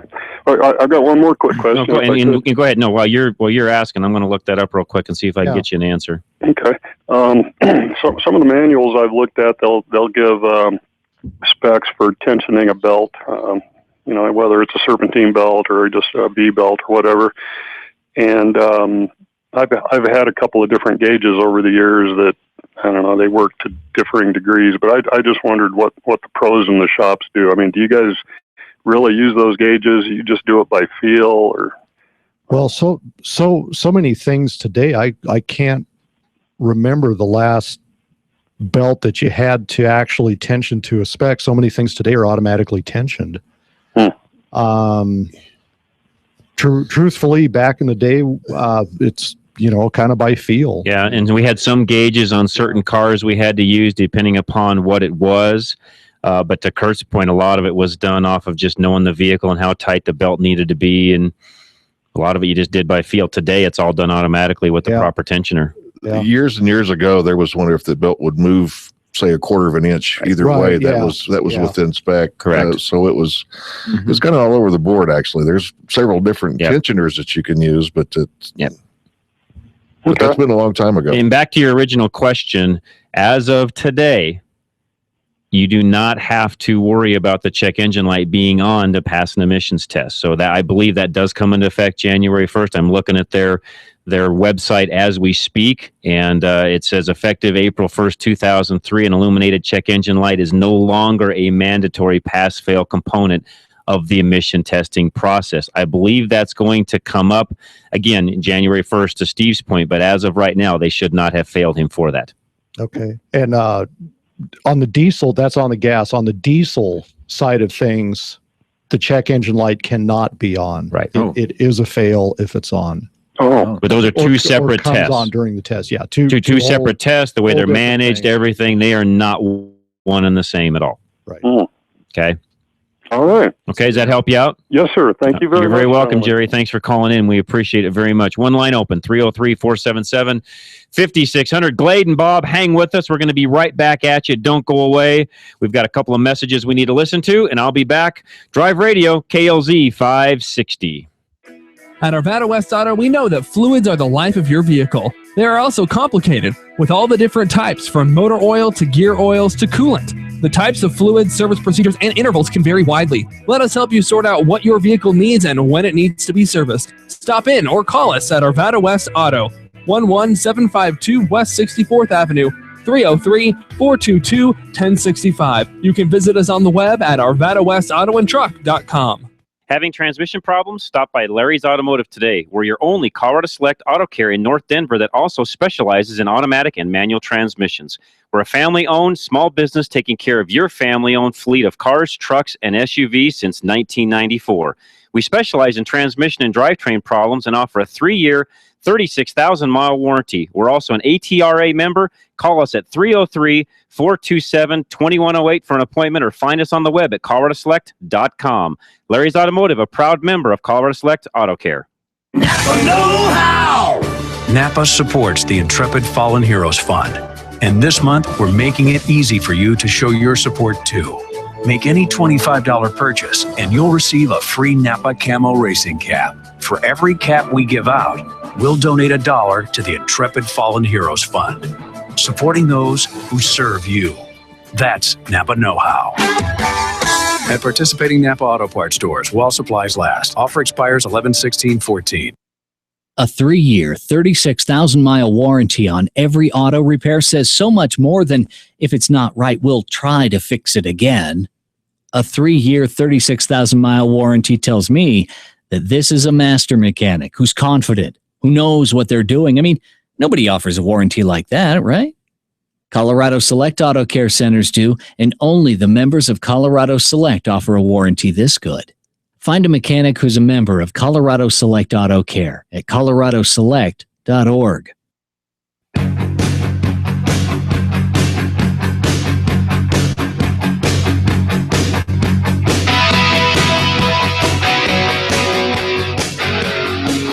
All right, back at it. Drive Radio. John Rush, your host, along with Steve Horvath from Geno's, Kurt Anderson from Anderson's over in the West Denver area, Howard Binkley from Gates. And I did a little checking, guys, on this V12. This thing's got me bugged, this BMW V12 thing.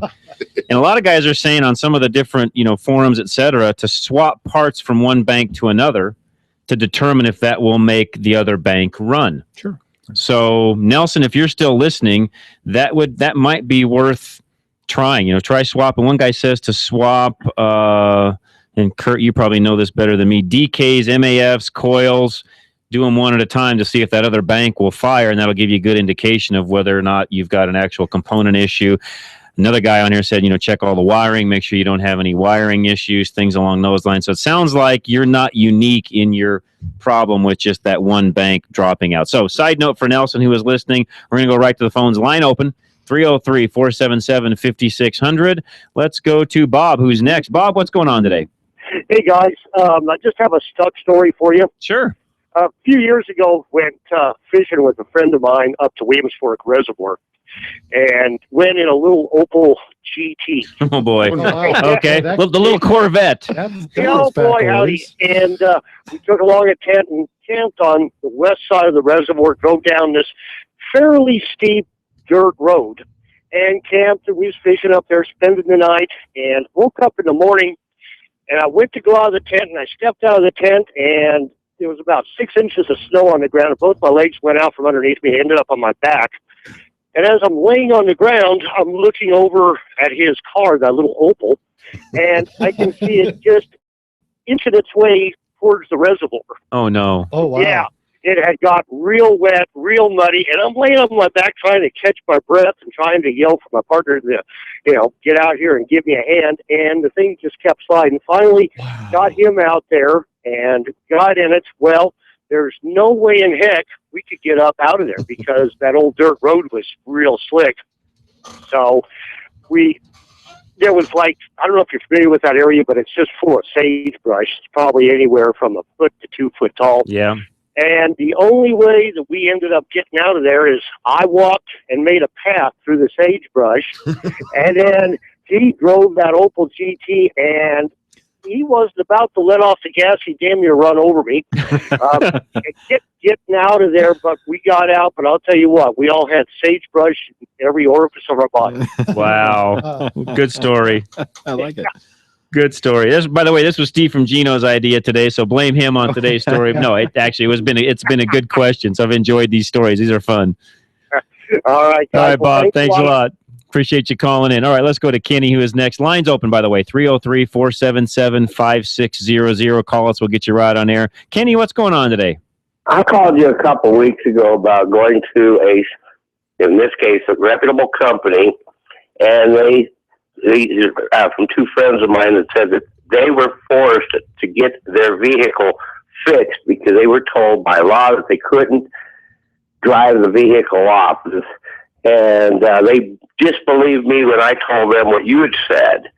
And I just wanted to get affirmation for it. Yeah, you cannot, as a shop owner, and I know because I owned them for 27 years, still involved in that on a daily basis. There is no law that allows a shop or a shop owner to keep your vehicle because you will not fix something on it. I don't care what it is. I've had issues even in the past where, particular customers, brakes were metal to metal and you knew the vehicle wasn't really safe to drive.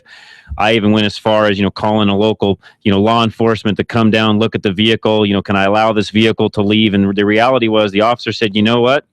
If that vehicle leaves and it's defective and we see something wrong and we pull it over and write a ticket, that's one thing, but you cannot keep the vehicle here. So the policy we had as a shop, and this is what I had for, the last, half century of me owning a facility, actually longer than that, probably the last century of me owning a facility, was if a car was not safe to drive and the customer refused to fix it, I would, for free, tow that to the customer's house, and I dropped it and left it. I would not allow him to drive it and take the liability on myself as an owner, but I would tow it to the customer's house and leave it. Now, some of these companies, they do it as a scare tactic. I think they do, and some of them do it out of fear that they're going to get sued if they leave, if they let the customer leave and there's some sort of an accident.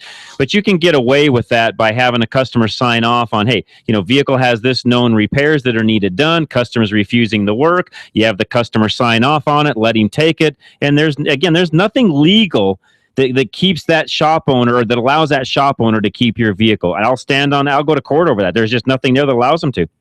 Okay. Now, I do have, it was an almost stuck story. Okay, let's hear it. I was going to go fishing when I learned about this fishing area, probably 15 years earlier. And I'm driving a 59 Rambler, and we're following the road to get up to the fishing area. And there was a log across the road. Well, I thought it wasn't that big, so I thought, well, I'll just drive over it. Well, luckily I did, because there was a sinkhole on the other side of that log. So, and then we got in the creek, and we walked the creek for an hour and a half to a fishing spot. Got on the road, and it took us 15 minutes to get back. Wow. But yeah, I enjoy your programs. I wanted to get more information about that because they're good friends of mine, and they're saying that they were saying you're full of baloney, meaning you guys. No, I mean, trust me, I've owned. I was in that business still am in the business, just in a different way. I don't have a retail shop anymore. I'm still in the business. So I've been in the business, like I said earlier. I started out at, age 11, 12 years of age. I'm almost 50 now. And I've got guys sitting in the room that are shaking their heads, agreeing with me. There is nothing a shop owner can do to hold your vehicle hostage and keep it. They don't own it. It's your property. It's your personal property. You can do whatever you want to. Now, I guess as a shop owner, I've seen some go as far as saying, I've seen some go as far as saying, I'm going to make you tow the vehicle away from my shop. But even that's not legal, because if it's drivable, let's say it's metal to metal on the brakes, for example. Right. If they can drive it off the shop, if you can drive it off the lot, more power to them. I think it's highly unethical to do that to somebody. It's very unethical to do that. I mean, it's the worst thing ever. I mean, you're just scaring people to fix their cars. Yeah, in a way, they're scare tactics. My wife just said too, I've been in it for decades, not centuries. Sorry, I'm not quite that old. So decades. She's got me right there. So sorry. I've done it for almost 40 years, and again, I can just tell you from personal experience, we had a couple of customers over the years. I mean, you can imagine all the different things that you work on as a shop over the years. And I had some that came in where, literally the brakes were like, metal to metal, or a steering component was, ready to fall off. And you could just tell by looking at it that this thing should not be on the road. And so one point in time, we called an officer, had him come down. Hey, we want to make sure we're doing this right. What can we legally tell the customer? And he's like, guys, honestly, you can tell a customer whatever you want to, but legally you can't keep the guy's car. If he called me to get his car out of here, I would have to come down here with him and have him have you guys give him back his car. Yep. All right. I thank you for that information. I'll pass that on and tell them they're full of baloney. They are full of baloney. Yeah. Yep. All right. Thank you. You're very welcome. Thank you very much. Now, guys, there's always liability, et cetera, that's involved on the shop owner's part. But again, if you've got, the agreements in writing where you're letting the vehicle go and it's, it's unsafe, but the customer's taken that ability on themselves, or that liability on themselves, it's still a free country. You're right. Exactly. Yeah, we don't live in China. If you want to take the vehicle and go drive it on your own, then more power to you. So I don't know what shops out there think that that's okay to do, but it is not. So no, we're not full of baloney. If you're one of those shops and you want to argue with me, call me. I'll be happy to debate that one on air. No problem at all. Let's go to Ron, who's up next. Ron, welcome. Hello, Ron. Are you there? Rob? Rob is fine. I have Ron on my screen, but I'll take Rob. That works. So I have a 2006 Chevy Cobalt. Okay. And my wife thinks she smells a gas leak. Okay. And so I did some research, and it said that there's a recall on it for that. Yeah, I think there is. In fact, I put all those up on our Drive Radio Facebook page on a regular basis. I'd have to go back and search that, but let me do only for Nevada and Arizona. Yeah, and so in some cases and that's a great comment that you just made. Some recalls are regional recalls, or an area recall, if you would. But I still think it's worth taking your VIN number, calling the local Chevy dealer and saying, here's my VIN number. Do I have any open recalls on my car? Yeah. Okay. Not going to hurt anything to do that. Okay. Have you owned the car since it was new? She has, yeah. Okay. So if you drove it to Nevada, would they fix? I'm just curious. Is it? I think if it's got an open recall, they'll take care of it. Okay. And you don't want a gas smell. No. So furthermore, you want to figure out where that's coming from. If it's part of the recall, again, we're assuming it's part of the recall. It could be something totally separate. Make sure that you get that looked at right away. Gas smells. If anybody's smelling it, that needs looked at right away. Yeah, it's been sitting since then. Yeah, good. Good for you. That's exactly the way to do that. Good for you. And you might take You're it. very welcome. Have it checked out, and if it is the tank or whatever the recall is, great. If not, then fix what it is. And but yeah, have it looked at. Most definitely. Yeah, you definitely want to do that. Gas smells are a big deal.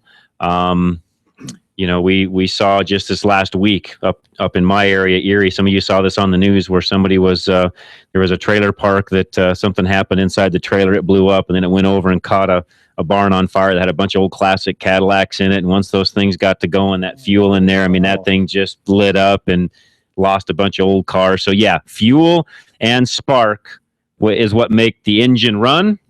Outside of the engine, not a good thing.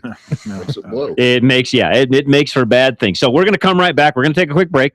We'll listen to some messages. We'll come back. Bob has got a comment on the BMW, which is great. I'd love to hear his comments. And somebody from Thornton is going to come up with a stuck story here in just a moment. And we have one line open, 303-477-5600. Hour 2 of Drive Radio is about to end. Call us. We'll get you in right before the top of the hour. And I'm your host, John Rush, KLZ 560.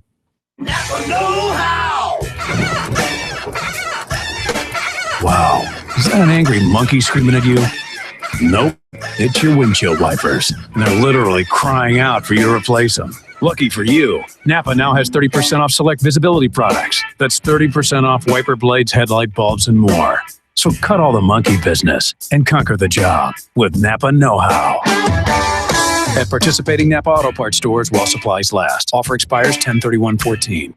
Need a one-stop auto repair solution in Boulder? At John's 4x4 Center, they service and maintain more than just 4x4s. From big trucks to diesel pickups, their team of service specialists and technicians have the computer diagnostics, tools, and expertise to service and repair any make or model. They combine their skills with integrity, giving you the best service in the industry. From preventative maintenance to major repairs, you can trust your vehicle to John's 4x4. Located on Arapahoe Road, just east of 63rd, behind Carpet One. They're open Monday through Friday, 7:30 until 5:30, with convenient shuttle service and after-hours drop. If you're ready to form a solid relationship with an auto repair shop, the new owners at John's 4x4 Center are committed to providing the personal and professional service you're looking for. Give them a call at 303-449-2640. Check them out on the web or follow them on Facebook at johns4x4.com.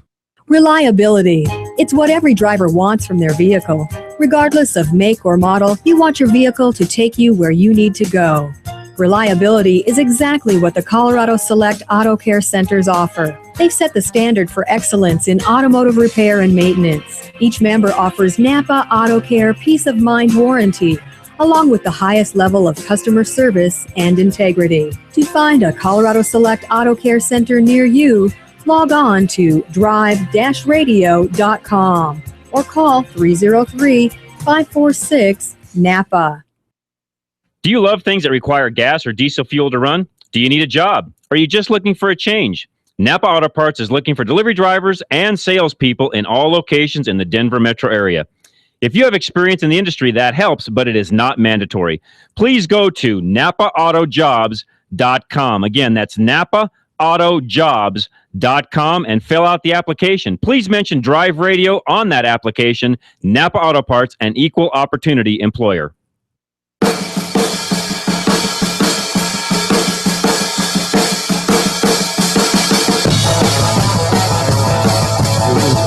All right, and we are back. John Rush, your host, KLZ 560, and I always enjoy when the other hosts from KLZ text me during the show. So, Randy, thanks for the text. I appreciate it. I stole Randy's parking spot today, so that's because he's trying to steal my engineer. So yesterday, he's last 2 days, Zach's out, so he's got Matt, and he's trying to steal my engineer. So I just stole this parking spot today as revenge. So, anyways.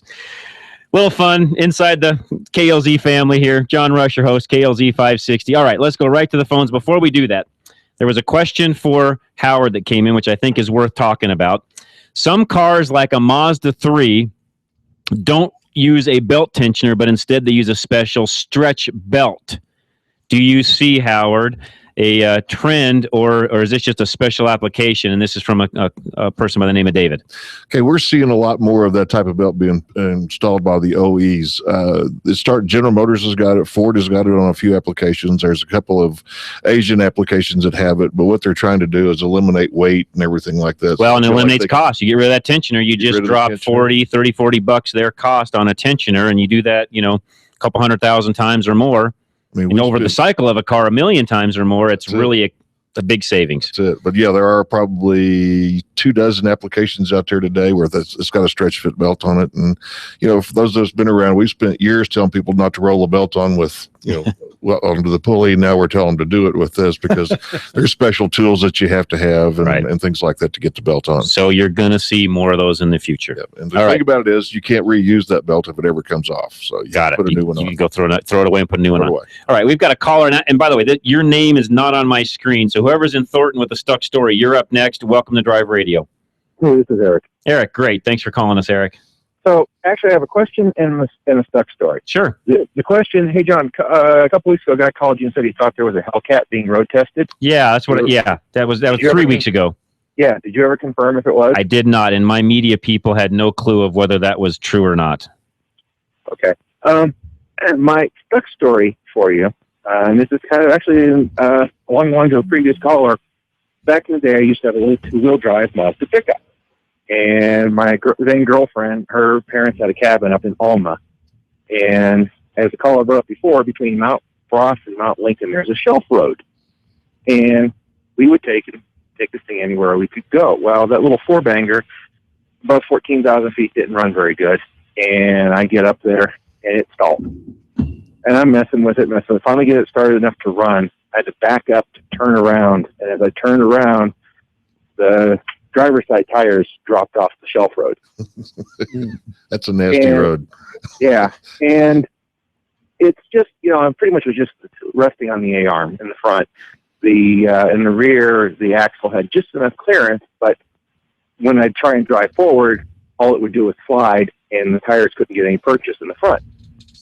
So we tried putting some rocks under it and whatnot. Some hikers come by and helped me. We couldn't do anything.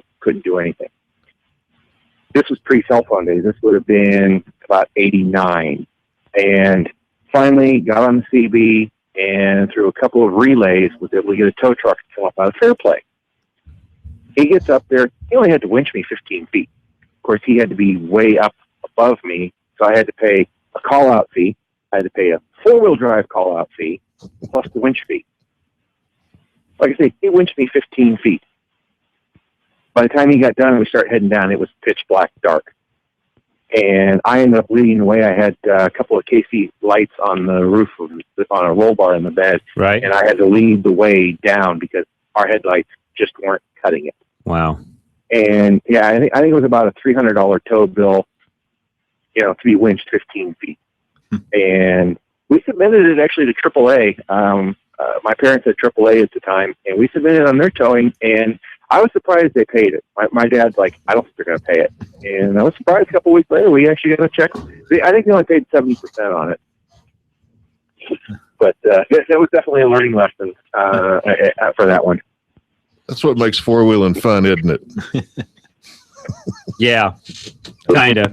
Not really. All right, that was Eric. $20 a feet. Yeah, exactly. Exactly. All right, let's go to Bob, who's up next. Bob, welcome. What's going on? Well, you're talking about that BMW with one bank not firing? Yes.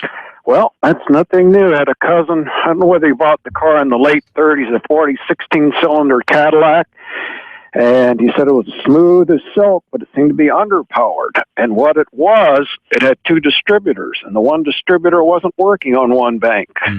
Once he set that up, it ran just fine, so it's nothing new. It's not, and it's just, in our world, I say our world, those of us that are in this room now, you don't see a lot of V12s, V16s, et cetera. They're not, they still are not commonplace. In fact, we've, as a country now and worldwide even, we've gone from big engines, unless you're talking about a supercar or a muscle car, we've gone from, V8s to V6s to even now a lot of the four cylinders are starting to get a lot more popular with turbocharging, et cetera. So we've kind of gone the opposite of that direction. I thought you'd like the story. It's nothing new. Yeah, nope, it's not. Appreciate that. Two firing banks and one's out. Okay, enjoy your show. You guys have a good day. You bet, Bob. Bye-bye. You too. Appreciate it very much. Thank you for calling in. We got one more caller, and lines are open, 303-477-5600. Bud, you're up next. What's going on, Bud? Hey, good morning. I really enjoy your show, too, and I'm not much of a wrench guy, but I do have a Stuck story. I went by invite with a fellow skiing a few years ago, and he decided we would take his Fiat Spider. Okay. And we went to Keystone, and we're at the end of the day, and it was getting late. One more run. We're about the last two down the mountain. We get down to the parking lot in ski boots because our shoes are in the trunk. Right. And he's standing there patting all his pockets down looking for keys. Oh, no. Well, have you ever tried to find a locksmith at 5:30 or 6 o'clock in Keystone or Summit County? That was a mobile service that was open. And if you did, what's the odds that they're going to have anything to open up a Fiat Spider? Not much. None. So we're in the parking lot in a blizzard now. No keys. Everybody's gone but us. And go walk over to the Keystone hotel where the restaurant is and call down to Denver. And the two wives load up the kids in a blizzard and get up there about 9:30 that night. Wow. And we had dinner and came back. My whole point of that is, you know how cheap it is to have a spare key in your billfold or under your car somewhere. Haida keys are, I mean, they're priceless. So you need to have a Haida key. No, and Bud, you bring up a great point. Even on some of these late model cars where there's transponders, you don't really want to go out and buy the whole additional transponder and all that sort of stuff. This was reminded to me, the last rental car I rented. Bud just triggered something in my brain. We rented on last vacation we just got back from a Ford Focus, which, no offense, all you guys driving Focuses, you can have them. That was the worst rental car I've had in a long time. But what made me think of what Bud just said was it took me about half the week to figure out this rental car company must have had a key problem at some sort, somewhere along the line, because it didn't dawn on me until after I gone through the week or so. But there was the key fob and then a separate key. And on Fords, it's all one unit. And it didn't register me with, right off the bat. But once I got to looking at it, somebody must have broken the key off of the fob at some point, because then the rental car company, all they did was file down the key on the fob, left that on the ring, had some locksmith make some cheesy little key to just use from that point forward. But so, Bud, to your point, you can always get that key made to get back in the car. And if you've got the regular transponder someplace in it, you'll still be able to start it and drive off. But yeah, to your point, you can still make a Haida key very inexpensively, is my point. Yep. So good idea. Good suggestion. Well, I take one. I drive a 2009 Tacoma, and that's got a pretty fat handle on the key. But I cut the end off of the key and stick it in between a couple pieces of paper in my billfold. Yep, there you go. And it'll open the door, and then from in there, there's another key that'll open it. So that's a great way to do it. My dad in the old days, he used to hide keys all over, and he just used to take mechanics wire and wire one up someplace, unbeknownst to my mom or whoever would be driving the car. So if something ever happened, he could say, "Hey, go look under such and such," and there's the key, because my mom was famous for locking keys in the car. And we always figured out ways to make that work. And but to your point, Bud, that's something everybody ought to do. Amen, brother. All right, appreciate you calling in, man. Appreciate it. Let's see if we get one more call in before the top of the hour. Rod, you're up next. Rod, what's going on? Rob. Sorry. The guy with the Vanagon and the Rob. I don't know if I'll be able to get this all out in time, but I've got a 70 Dodge Dart that I love dearly. I'm going to convert it to just front disc brakes in time. Got it.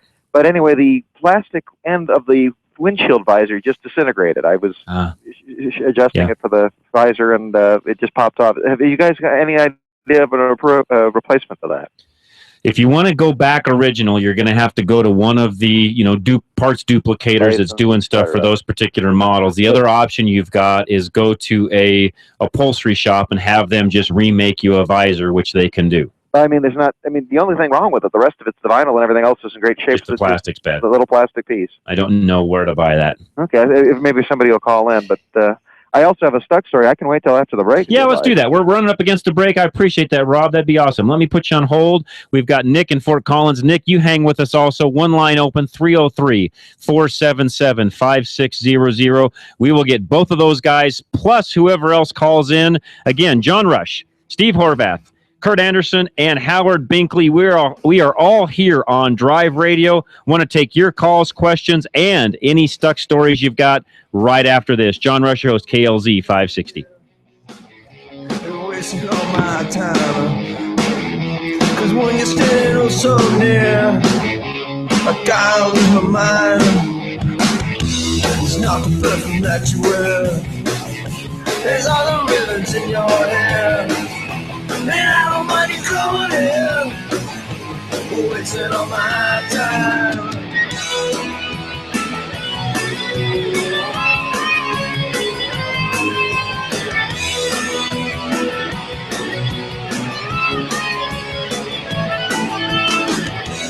I'm money hanging out, I'm talking in your sleep. It doesn't matter where you've been, as long as it was deep, yeah. You always look so well, and you look so fancy, I can tell. And I don't mind you hanging out and talking in your sleep. I guess you just want to eat up. Honey, it's so beat up. I guess you just want to eat up. Still haven't had enough? Go to drive-radio.com. Email your questions and comments. Download previous programs and find lots of useful information, including your nearest Colorado Select Auto Care Center. That's drive-radio.com. Thanks for listening to Drive Radio, sponsored by the member shops of Colorado Select Auto Care Centers on KLZ 560. Drive Radio is a presentation of Colorado Select Auto Care Centers. The independently owned and operated shops of Colorado Select hold each other accountable for the highest standards of technical expertise, honesty, and professionalism. They all understand that choosing a mechanic is risky business, so Colorado Select was created by this exclusive group of like-minded professionals who are dedicated to raising the level of consumer confidence in Colorado's auto repair industry. Schedule your next oil change at any of the Colorado Select Auto Care Centers heard on Drive Radio, and you'll immediately see the difference. For the complete list of all the member shops in the state, visit drive-radio.com. Freedom, liberty, truth. KLZ AM 560, KLZ HD Denver. Listen live at KLZ560radio.com. KLZ 560. This is the Blaze Radio News. I'm Brad James. ISIS threatening Baghdad. The terrorists now within a few miles of the Iraqi capital and are not far from the runway perimeter of Baghdad's international airport. Illinois Representative Congressman Adam Kinzinger. If they do take or disrupt the Baghdad airport, that means American supply lines are cut off. That means, even the civilian population are not getting the supplies that they need. Kinzinger, home with Greta on Fox News. Meanwhile, could ISIS terrorists be gearing up for a revenge attack on U.S. citizens? Blaze Radio's Ken Stevens with more. ISIS terrorists and their supporters possibly readying for revenge attacks against the U.S. And that's why the State Department has renewed its terrorism alert for Americans traveling abroad, especially in Africa, Asia, Europe, and the Middle East. The alert replaces an existing warning issued in April and also notes the growing threat of kidnappings carried out by terrorists. This is news on the Blaze Radio Network. Everyone is making the switch to the Blaze to make it their source for the truth. Why not make it your source for the truth? Make theblaze.com your homepage for news that the other outlets won't even touch. Subscribe to The Blaze TV at theblaze.com/TV or on Dish Network and get access to original programming like For the Record, the show that exposes what's really going on that the government doesn't want you to know. And Real News, the daily conversation on the topics of the day that matter most. Check out the Blaze Radio Network at theblaze.com/radio with original shows like Buck Sexton, The Morning Blaze with Doc Thompson, Pat and Stu, and Jay Severin. Or if you need something to hold in your hands, subscribe to the Blaze magazine. So basically, anywhere you need to go, you can take the truth with you by taking the Blaze with you. This is the Blaze. Truth lives here. So just to recap, anywhere you need to go, you can take the truth with you by taking the Blaze with you. Find out all the ways at theblaze.com. You've been listening to the Blaze Radio News on KLZ 560. Randy Corcoran at 5, Laura Ingram at 8, Monday morning on KLZ 560.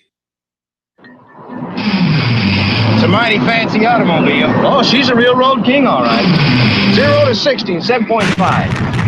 She'll do a quarter mile, 13.40. 390 horsepower. 500 foot-pounds of torque. Whatever that is. Performance and image, that's what it's all about. There's no such thing as a stupid question. This is Drive Radio. All of your automotive questions are just one phone call away. 303 888-477-5600. Drive Radio is made possible by the member shops of Colorado Select Auto Care Centers. To find one near you, go to drive-radio.com. Now, Drive Radio on KLZ 560. All right, John Rush, your host, KLZ 560 Drive Radio, as you just heard. And by the way, if you're just tuning in or you've tuned in for a very long time, maybe you're listening on Sunday, KLZ, we have some great programming, not just on Saturdays, but all week long. Coming up right after us is Sportsman's of Colorado. As soon as we're off this next segment, 1 o'clock hour, I should say this hour, not segment. Sportsman's of Colorado, Scott Watley and the guys will be in. Great show. If you love the outdoors and like, just talking about it, hearing about it, all the different things that go on with it, it's a lot of fun. Great show. And then during the week, first thing in the morning, 5 to 8 a.m., Randy Corcoran with Wake Up is on.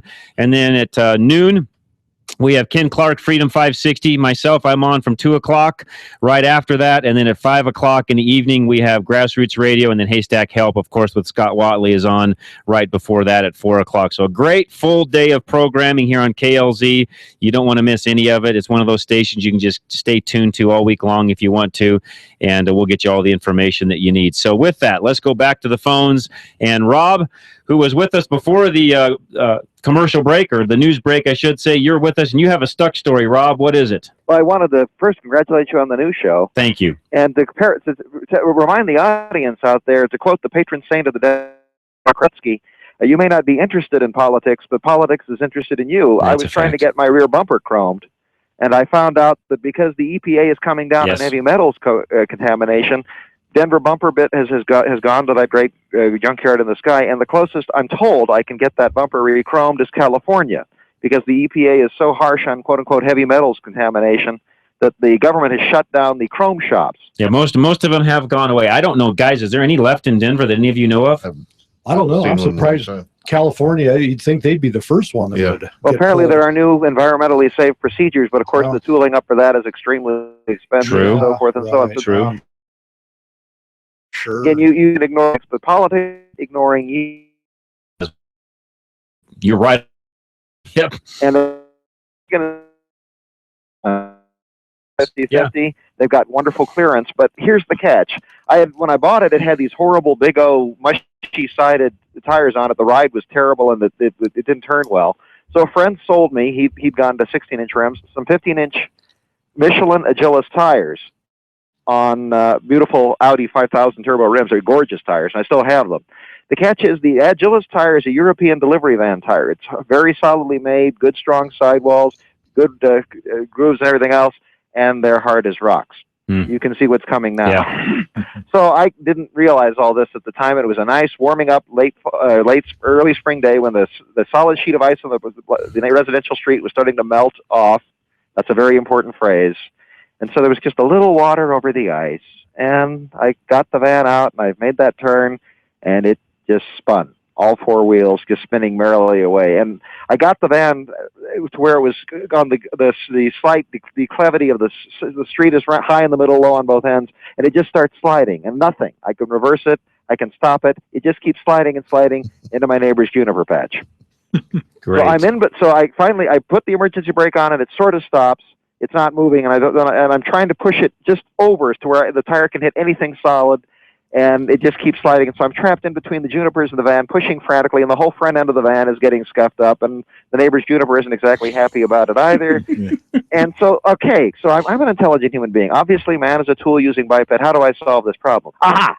I had a bag of kitty litter. Oh, there we go. So I put the kitty litter on the ice, and it turned into immediate mush. And now I had slick, muddy gunk under the tires, and it got worse and worse and worse. So my elderly neighbor comes out, and Vanagons are idiosyncratic to drive, and if you know what you're doing, they're not so bad. And he is frantically trying to help. He's in the van, going back and forth. And finally, the only way we ever got it to move was to push it sideways, right angle, until something finally bit. Got it. And we got it out of there. But you think it's a nice sunny day. You can see asphalt down the road, but water on top of ice is as close to frictionless a surface as there is in nature. And I bought one of those grip hoist winches, the kind that have a cable and you put a lever on them, and I'm never going through that again. And on both ends of that van are hooks, so I can just wrap it around a tree or something and just pull it off. But the other thing is I'm scared. I don't drive it in any sort of ice at all. The tires are great for mud. They work on mud. They're good on rain. But one of these days I'm going to replace them with Nokian WRCs, which apparently are the all-weather tire from hell. But right now I'm scared to death to drive that thing in slick conditions. Wow. Yeah, and you bring up a great point. There is winter tires, and there are off-road mud and snow type tires, and they are not one and the same. And as you guys were so wisely saying the other day, don't run the winter tires on asphalt, and don't run the asphalt tires on winter, or unless you really enjoy going through the kind of hell I went through for about an hour and a half in that Vanagon. That's exactly right. No, you're right on, Rob. Good luck with the new show. Hey, appreciate it. Thanks so much for your phone call, man. We appreciate it very much. Let's go to Nick in Fort Collins, who's next. Line open, by the way, 303-477-5600. Give us a call, and we will get you right on air. What's going on, Nick? Oh, my wife bought a brand new 74 Gremlin, and we were touring the mountains, and there was a place in Glen Haven that said Lost Lake. So we went there to find the lake, and there was one parking space, and I parked there, and we walked a mile, and my wife said, well, I can stay lost. So we went back to the car. I had to back out, and I couldn't. I'd sunk down in the sand. So she didn't want to call a tow truck. So I'm looking at I could go forward into the river, downhill, and I thought, well, that ain't going to work. So then I walked down, I looked at the river with solid rock. I got in the car. My wife was threw a fit. And so I drove down the hill, made a U-turn in the river, turned around, came back up the hill, and it was great. I didn't believe I could do it, but I did. U-turn in the river. A U-turn in the river. I went into the river, and it wasn't very wide, so I had just enough room to make a U-turn. Yeah. And I'm in the river on the rocks. They're small rocks. Right. And I make this U-turn, and I never stopped. Came right back up the hill and said, let's go home. That's good. I got to ask Nick, how was the ride home? Quiet. Was it quiet? Or? Quiet. I like that. How's the ride home? Quiet. Good stuff, Nick. Good story. Well, that's it. All right. Appreciate your phone call. All right. With that, lines are open. Doesn't happen very often. Get us a call. We'll get you right on air. We got about 45 minutes of the show left. 303-477-5600. And we'll get you right on air. A call that came in, actually, Randy in Castle Rock, who calls in frequently, said, is there any way a K&N air filter will contaminate a mass airflow sensor? And the answer is emphatically no. It will not. There is just physically no way. I've been through K&N's R&D facility. In fact, speaking of YouTube, you can go to YouTube, and some of the earliest YouTube movies that I put on there, or videos that I put on there, was our tour of the K&N plant. And you can even see all of the different testing equipment, et cetera, that they have there to verify what I'm telling you. It's just physically impossible for enough air to come through the air filter fast enough to draw even excess oil that maybe was put on there by somebody over oiling the filter. It's just physically impossible for that much air. You guys know in the room how much air actually comes through an air box on a regular gas engine car. It's not a lot, is it, guys?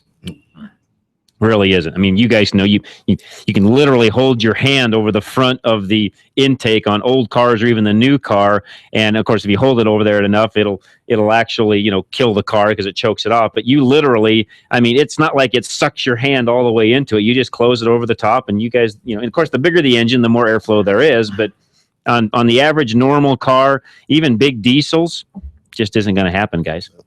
Just not enough airflow coming across it to, people think it's like taking an air gun, a blow nozzle, if you would, and blowing across that filter to try to get the oil to come out of it. And even then, guys, how much oil have you ever seen come off of one trying to do something like that? It's just not going to happen. Yeah. So the reality is no. Randy, emphatically, it's a no. It's not going to happen. So no, don't worry about that. All right. I did want to share today some of the new car technologies that are out. I don't know if I'm going to have time to go through all of these, but I will share a few of these. In fact, I'm driving a car this week that I'll review next week for you. It's a new Land Rover, or a new Range Rover, I should say, that has this piloted parking. And this car I have doesn't have this, but it has the parallel parking built into it, where literally the car will park itself. Piloted parking will allow you to not be in the vehicle while it parks. Really? The vehicle will go and find a spot and park itself. You'll know where it's at. You'll recall the car. It'll pull out of the parking place, come back to where you're standing, and pick you up. That would be good. That's called piloted parking. And it's coming. And it uses all sorts of different things, light detection and ranging. And believe me, these new cars have gotten to the point to where I drove a Hyundai Genesis not long ago, that literally that car will drive itself. Now, if you do that for very long, it tells you to put your hands back on the wheel because it knows you're not driving the car, but it will literally drive itself. It knows the stripes. It knows where you're at. It will adjust through the steering wheel, through the electronic steering. It will brake for you if you're too close to the car in front. It literally is the next thing to driving itself, other than, of course, it's not approved to do that. But we're getting very, very further along in how these things will work. So we'll talk more about some of this technology. We've got a caller on the line. But let's take a quick break. We'll come right back. We'll catch Tom, who's got a question on his O2 GMC with some Dexcool. So we'll talk about that here in just a moment. Don't go away. John Rush, your host, KLZ 560. You've packed your family of 8 in a 5-person car, packed a week's worth of groceries into one bag. And when your wife says the dishwasher's full, you just laugh. But are you up for the challenge when there's 20% off on the line? Pick up our exclusive 5-gallon Napa Camo Bucket for just $2.99. Then get 20% off all the stuff you can fit in it. Conquer the job with Napa Know-How. At participating Napa Auto Parts stores while supplies last. Some exclusions apply. Offer expires 11/16/14. Do you love things that require gas or diesel fuel to run? Do you need a job? Are you just looking for a change? Napa Auto Parts is looking for delivery drivers and salespeople in all locations in the Denver metro area. If you have experience in the industry, that helps, but it is not mandatory. Please go to NapaAutoJobs.com. Again, that's NapaAutoJobs.com and fill out the application. Please mention Drive Radio on that application. Napa Auto Parts, an equal opportunity employer. After years of business, Gino's Auto Service is expanding. Hi, this is Jennifer, and my dad owns Gino's Auto Service in Littleton. What does our expansion mean for you? Savings on all our repair and maintenance services. We work on all makes and models, and your satisfaction is always guaranteed. At Gino's, we use genuine Napa parts and are AAA approved. Stop by and see the transformation at Bowles and Platte Canyon, or visit us online at Gino'sAutoservice.com. That's Gino'sAutoservice.com. Arvada West Auto wants to help you get the best fuel mileage you can. Approximately 3.5 million gallons of gas a day are lost due to underinflated tires. There are many things we can do to help you boost your fuel mileage, and most of it comes down to basic maintenance. No one likes to spend money on unplanned repairs. Let Arvada West Auto and Truck do what they do best. Keep your vehicles running at peak performance. From tune-ups to wheel alignments, they've got you covered with a 3-year or 36,000-mile warranty on most cars. On the web, visit ArvadaWestAutoandTruck.com or call 303-422-1065. Arvada West Auto and Truck, where every question is important. Located on West 64th Avenue between Ward Road and Sims. Ever try to buy an air filter and get lost in catalogs and vehicle descriptions? Well, K&N, the inventor of reusable cotton filters, has got the answer to the mess. Just visit knfilters.com and enter your vehicle identification number off your dashboard or car registration, and K&N will show you the filter that fits your car. It's never been easier to buy a K&N. The filter that helps your car run better.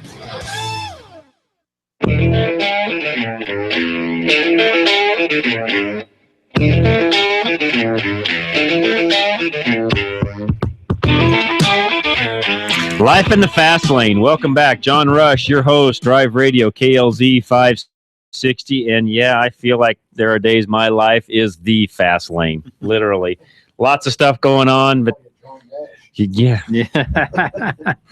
All right. I have a pretty unique story that somebody sent me a minute ago. If I get time, I'll read it. It's pretty funny. But if not, we'll take calls instead. One line open is all 303-477-5600. Tom is up next. Tom, welcome. What's going on? Hey, how are you today? Doing great. All right. Excellent. Love your show during the week, too. Thank you. I got a quick question. Well, two of them, but I have an O2 GMC 3/4 ton. Okay. It's got the 8.1 liter in it. Yep. And just for convenience, I've got several other vehicles, and they all run the green antifreeze. Is it a problem to switch that? I've done it on some older ones. I wouldn't. We used to say that on the show, and I'll be the first to tell you this. Years ago on Drive Radio, we would recommend take the Dex Cool out, flush it really good, put the green in it, and you'll be great. In fact, even as shop owners, a lot of us in here did that, and there's no real, negative ramifications to that. Although I still think you're better off just making sure that things are good, clean, keep the Dex Cool in it, keep it full, and use what it was designed to have. That's exactly right. You go mixing it, you're gonna start eating away components that The problem that we found, to Howard's point, is getting all of the Dex Cool out to then put the green back in is the difficult part. Yeah, I've managed to be able to do that, and I just let me make sure I'm emphasizing that correctly.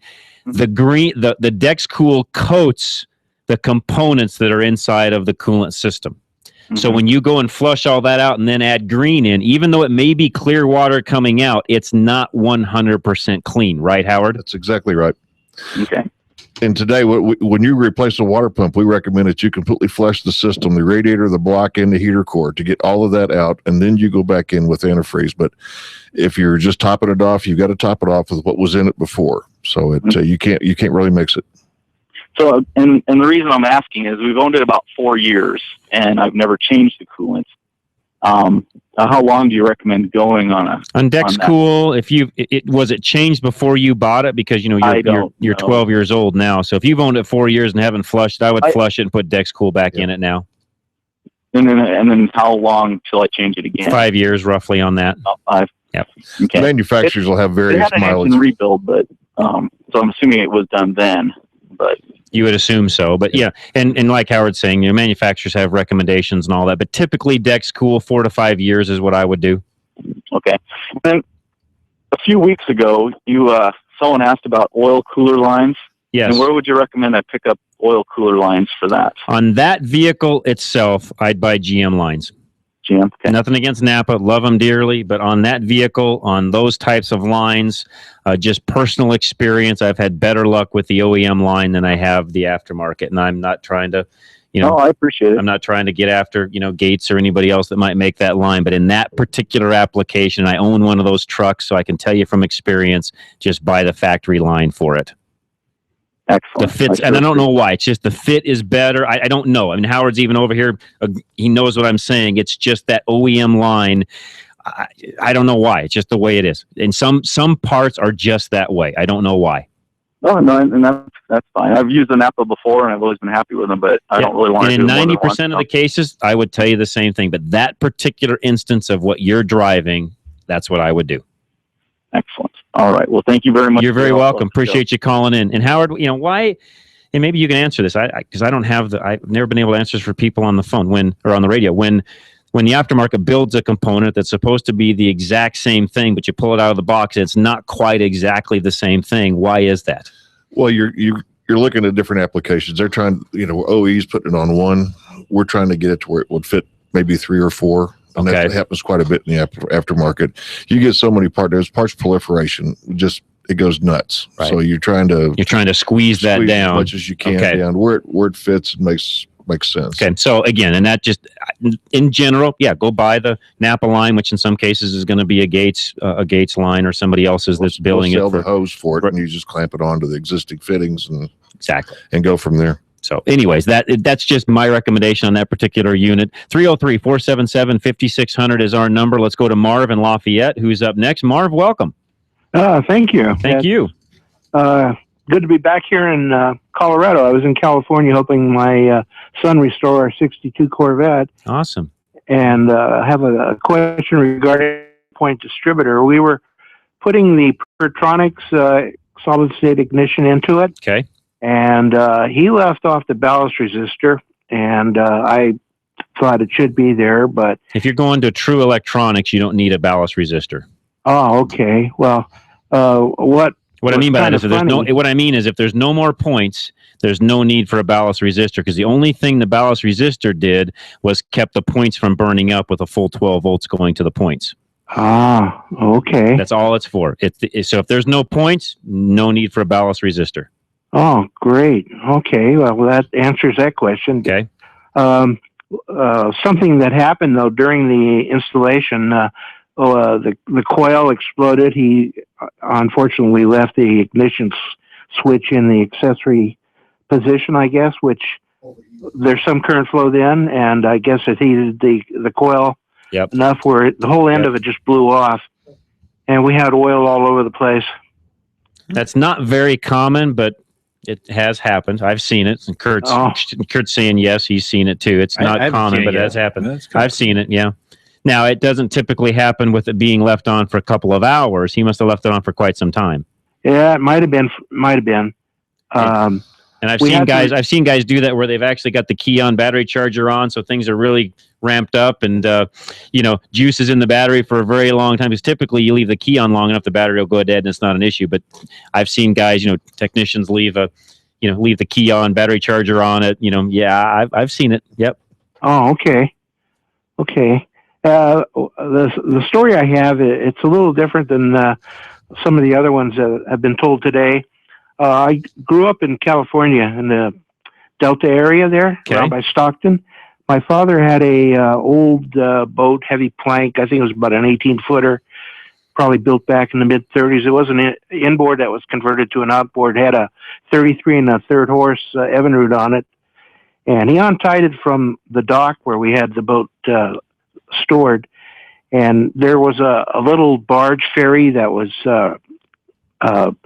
at that same point, and it ran between one island and another. It had a cable on it, and he unties the boat and tries to start the motor, and we're drifting, and he gets caught up in the cable. The ferry's coming towards us. Oh, no. Winding the cable onto the deck of the ferry or the barge, and he's saying, "When I tell you to jump, jump." So I didn't know if I should jump in the water or try to jump on the front of the barge or what. The boat's hanging out of the water on this cable by the motor, and we're about a 45-degree angle. And somebody jumped out of the car there. I think there were like 2 or 3 cars on the little ferry, and the guy ran and told the operator, "Hey, you better stop. You're going to hit this boat. It's hung on your cable." Oh my gosh. So did they stop? They stopped. We were about 10 feet from the barge, swimming, hanging there off the back of the motor.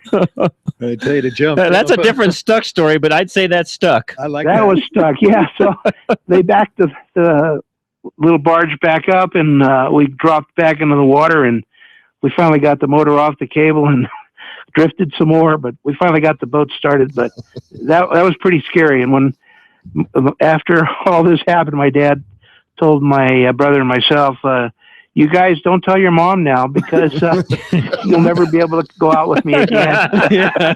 We'll keep this a secret. Yeah, this is a secret. So he never did find out. Good story. Good story, Marv. Appreciate that. Oh, no problem. All right, Thanks again for the information on the distributor. You're very welcome. No problem. About that. You bet. Thanks for calling in. We appreciate it very much. All right, before we take our next break, Jake, hang on with us. We'll get you as soon as we come back from the break. Another new technology, which you guys, I think, will like. I'm a big lighting guy. I guess as the older I get, the harder it gets to see things, especially at night. Smart headlights.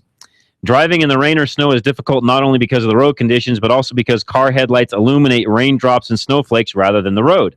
So researchers from Carnegie Mellon University have developed a headlight system that combines a camera, projector, beam splitter, and an Intel-based processor to reduce the number of raindrops in your field of view. The camera detects the raindrops at the top of the field of view. The processor determines the future location. The projector reacts to disilluminate the particles. The entire process takes about 13 milliseconds and could potentially speed up once the system has been fully integrated into the car. So you'll be able to see better. So a lot of cool things still being developed. Stay tuned. There'll be more of that to come. And new cars are just phenomenal. Every time I get in a newer one, they just get better and better and better. I drove a new Escalade this last week, which was $90,000. That's what the new long wheelbase ESV Escalade costs, fully decked out. You look at that and just think, man, $90,000. My wife just kept saying, $90,000. 90,000. I mean, it's all she kept saying, because she remembered us buying Suburbans back in the day that were, 35,000 or 40,000 max, and now they're 90. I said, well, honey, it's all relative. That was, 15 years ago we were buying Suburbans, and so, they were 35, 40 grand there. It's going to be normal. They're 90 grand a day and that's Escalade is one step above what a Suburban would be, but very, very nice car. They've redesigned the entire thing inside and out. Really enjoyed it. You can see the full review on YouTube. I'll put that up here in the next day or so. You'll be able to watch it and see it. I just got done driving it this past week, but really a nice car. We took a little bit of a road trip in that car. And, guys, there's just some cars you get in for a road trip and you just, you sit in it and it's just like, man, is this thing nice? And Steve's got one of the new trucks, which is very similar to the Escalade, only without all the back end to it. But, you get in that car and it's just, there's room and it's comfortable and you can stretch out. And, again, you just get in some cars and you're just like, man, this would make a great road car, wouldn't it? And that is one of those cars. Did I like it? I think you can tell from my review that, yes, I did. The only negative I have with Cadillac, and if Cadillac's listening, and I said this in the review, take heart. Their Q Nav entertainment audio system is cumbersome. And you guys know me in the room. I'm a pretty, techno geek minded guy, new iPhone 6, my Mac Air here, all the goodies. I mean, I pretty much stay on top of technology and I'm a pretty gadget oriented guy. When I have a hard time operating a system, I can imagine the, other 50-year or 60-year-old guy that buys an Escalade is really going to struggle with it. So Cadillac, you need to simplify that system some way and make it a little easier to use, because otherwise I'd recommend somebody go buy a Chevy or a GMC that's got a little bit easier system to navigate, because that's the one difference between those models is their infotainment and how it integrates into the car versus what Chevrolet and GMC have. So, side note, did I like the car? Yeah, it worked well, with that caveat. So with that, we're going to be back in just a moment. Don't go away. Jake from Brighton is up asking questions about the lemon law. I'm John Rush, your host, KLZ 560. Have you failed an emissions test and don't know what to do? Have you been trying to fix it yourself? Arvada West is your answer. We score 100% on our success ratio. That's confidence for the customer. We are always willing to explain the repair process to you. We use a proven diagnostic format that we have developed since the emissions program began here in Colorado. For an honest, understandable, and reasonably priced diagnosis, stop by and see us. We've helped clean our Colorado air since 1981. Call Arvada West Auto and Truck 303-422-1065 or see us on the web at arvadawestautoandtruck.com. If you would like to stop by to make an appointment, we are at 11752 West 64th Avenue. Dad used, and he uses what Granddad used, yet no one uses what Great-Granddad used, because whale oil is illegal. But if oil's what you need, Napa has you covered. With Castrol GTX for only $3.79 a quart, or 5 quarts in a Napa Silver filter for just $21.99. No harpoons needed. Conquer the job with Napa know-how. General states pricing. Sales prices do not include applicable state, local taxes, or recycling fees. At participating Napa Auto Parts stores. Offer expires 11/16/14. Reliability. It's what every driver wants from their vehicle. Regardless of make or model, you want your vehicle to take you where you need to go.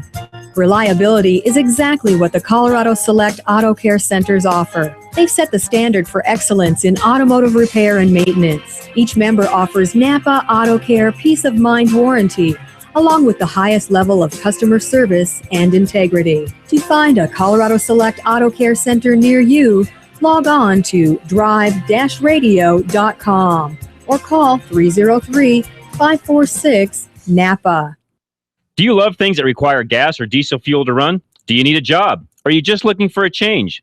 Napa Auto Parts is looking for delivery drivers and salespeople in all locations in the Denver metro area. If you have experience in the industry, that helps, but it is not mandatory. Please go to NapaAutoJobs.com. Again, that's NapaAutoJobs.com and fill out the application. Please mention Drive Radio on that application. Napa Auto Parts, an equal opportunity employer.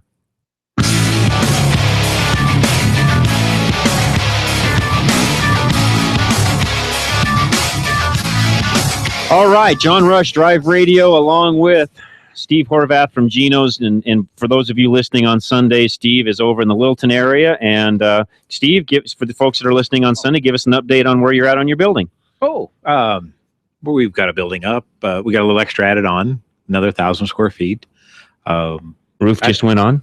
Roof just went on. I'm trying to think what stage I would be in. Maybe halfway. Yeah, probably when the roof's going on. I'd say you're getting close to that. As far as the construction itself, it's probably halfway because we have a lot of lot stuff to do. And you'll have some interior things to do once you get the casing all in, et cetera, or get it encased, I should say, get the roof and everything on it. So very cool. That's awesome. He keeps putting pictures up, and go to his Facebook page and see him. I put some of those on Drive Radio when I can. The last one I tried to put up wasn't public, Steve, so I couldn't put it on Drive Radio. So if you change that security setting, I'll put it on Drive Radio so folks can see it. So I tried posting that a couple of days ago and it wouldn't let me do it. So side note. Anyways, Kurt Anderson, he's our resident European expert. We've had a couple of European calls today. If you're driving a European car, have anything along those lines with questions, Kurt's our guy. If you know somebody driving one of those that needs help, he's our guy. Kurt, tell them where you're at, your phone number, and how they can reach you. Yeah, see what I can do. We're in Golden.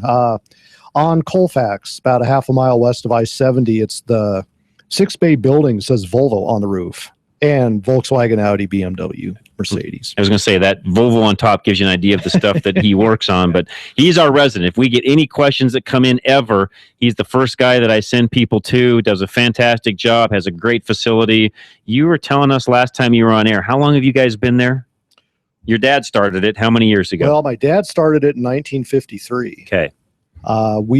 We bought that building in 1978. Okay. So a long time. A while. So a lot of history there at Anderson's. So anyways, he's our resident guy. Call him if you need something. Stop by. Again, great facilities we have inside the Colorado Select group. If you need a shop near you, please find one. ColoradoSelect.com. Tell them you listen to the radio show. That'll get you some extra bonus points when you walk in the door, which is always a plus. Jake, you're up next. What's going on, Jake? Yeah, I got a question, two-part question. Sure. I have a family member looking for a vehicle. He found a 13 Dakota 8-cylinder with 17,000 miles on it in a Jaguar dealership. Okay. And it sat there for some time. And I just wonder, under what scenario would you find a car sitting around like that in a dealership? If it's been low mileage. Typically, if it sits on a dealer's lot for that long, it means they've overpaid for it. What I mean by that is they probably gave too much credit on the car that got bought, which means they have too much money in it, which means they're asking too much money for it, and that's why it's been on the lot for as long as it's been. That's typically what happens. He questioned it, and they said there was a rental, so that doesn't make sense either. That doesn't make sense either, no. If it was a rental, it typically would not end up on a dealer's lot, unless they bought it at auction just to put it on their lot. But typically a Jaguar dealer's not going to buy a Dakota to put on their lot. That's what I was thinking. What's your evaluation on that vehicle? It's an 8-cylinder. That's a good, I mean, as far as the 8-cylinder goes, that part of it's fine. The Dakotas don't do as well resale-wise. That's why they're struggling to sell it. You can, for example, you can buy a full-size Ram pickup that gets just as good a fuel economy as the Dakota does, but has more room inside of it and costs about the same to buy. That's why the Dakotas don't do as well. Oh, this happens to be a V8 SUV. I don't know what they call it. Well, that's a Durango then. Durango, nothing wrong with the Durangos. They're a good car. And resale-wise, they do fine. The only reason that's still sitting there is evidently they're asking too much money for it because there's nothing wrong with that vehicle. It's a good platform. I thought it might be a flooded car or something like that. I don't know. Well, and again, typically that's not going to affect somebody, this day and age. If they get it all cleaned up and somebody doesn't inspect it, they're not going to know the difference and the car's still going to sell. Disclose that information? If you have it inspected and have it looked at, somebody's going to know that the car's been underwater. That may be a reason, but typically not everybody gets a car inspected is my point. So that's not the reason it's not selling. It's a price issue as to why it's not selling. Gotcha. Just the limit law real quick, like what do they do with condemned vehicles? That's a great question. They go to auction. Believe it or not. How do you identify them? You don't. Something's got to be changed. Because the manufacturer doesn't say anything about the car being bought back. But what happens is the manufacturer will buy that car back. It can then go on a dealer's lot, but typically it doesn't because that dealer's not going to want anything to do with it. So they send it to auction. It gets sold again, and the next guy owns it. Well, and at that point, and the key to this is at that point, it's a used car, and the lemon law no longer applies. So they'll never buy a car back twice, only once. Okay. And how many of those lemon laws are there? I mean, how many cars are in the lemon law a year? I mean, is it? It has to be, okay, lemon law in Colorado, and every state is different. Every state, it varies. So this is just in Colorado. you have to, and I'm going from memory, but I believe you have to have it in for the same repair at least 4 times with no fix. The key to that is the repair order or the invoice has to have the exact same verbiage as to what the problem is every single time the car goes in. So some of you out there listening that have bought a new car that are having problems, when you go to get the car written up at the service advisor's counter, make sure that it's the exact same wording typed in every single time. Because if it varies at all, it won't qualify. It has to be identical. Make sense? Mm-hmm. And if it's in there for 4 times plus, you can go through the process of getting it bought back. By the way, I've done that once in my lifetime. I won't get into what vehicle it happened to be, but yeah, I can tell you that car went to auction and got sold again to somebody else. What problem did it have, John? I had a diesel in a particular vehicle that had some transmission issues, and it had an engine miss that they could not fix. And I'm very, very particular. The next guy driving it may have never, ever noticed it. So I guarantee you the car just went to auction, got bought by somebody else, and somebody's driving it today, more than likely. Probably calling a radio show. Could be. Does that help you out, Jake? Got it. All right, man. Appreciate the phone call. Let's go to Freeman, who's up next. Line open, by the way, 303-477-5600. Give us a call. We'll get you right on air. Freeman, what's your story? Well, I came back from the war, and I was tired. I just, I just felt like this. Well, anyway, I was good and tired. Okay. And there was a person that on a ranch. He picked me up at a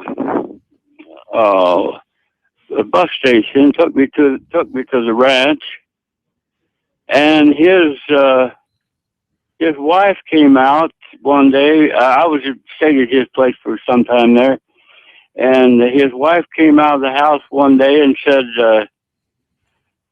Paul, can we go to New Mexico? These kids want to get married.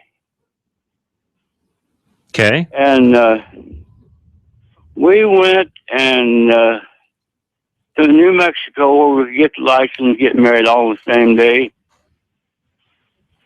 And we got married.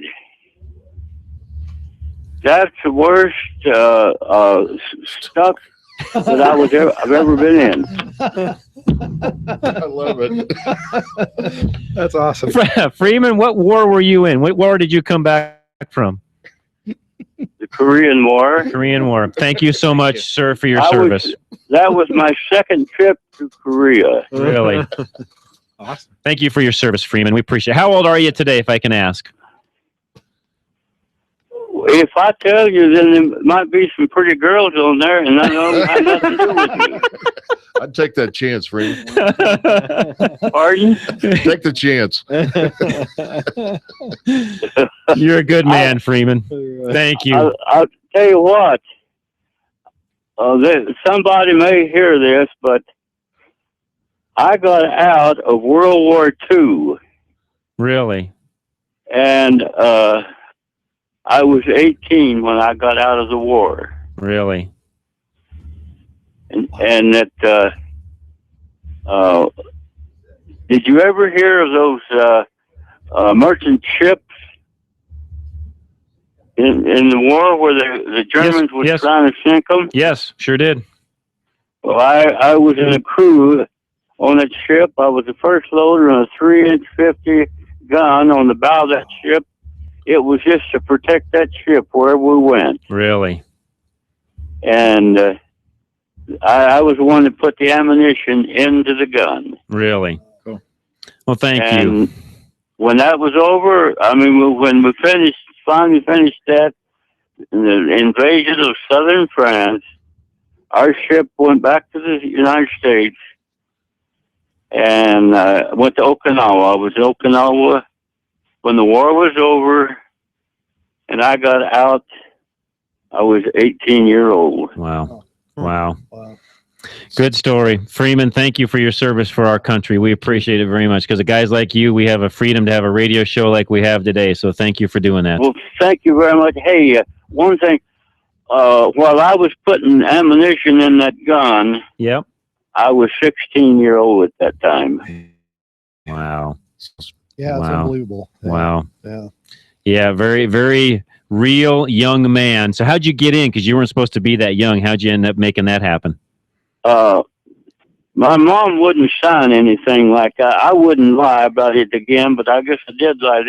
I went down to the draft board and registered that I was 18. Okay. And within 17 days, they drafted me Wow. Wow. and sent me off.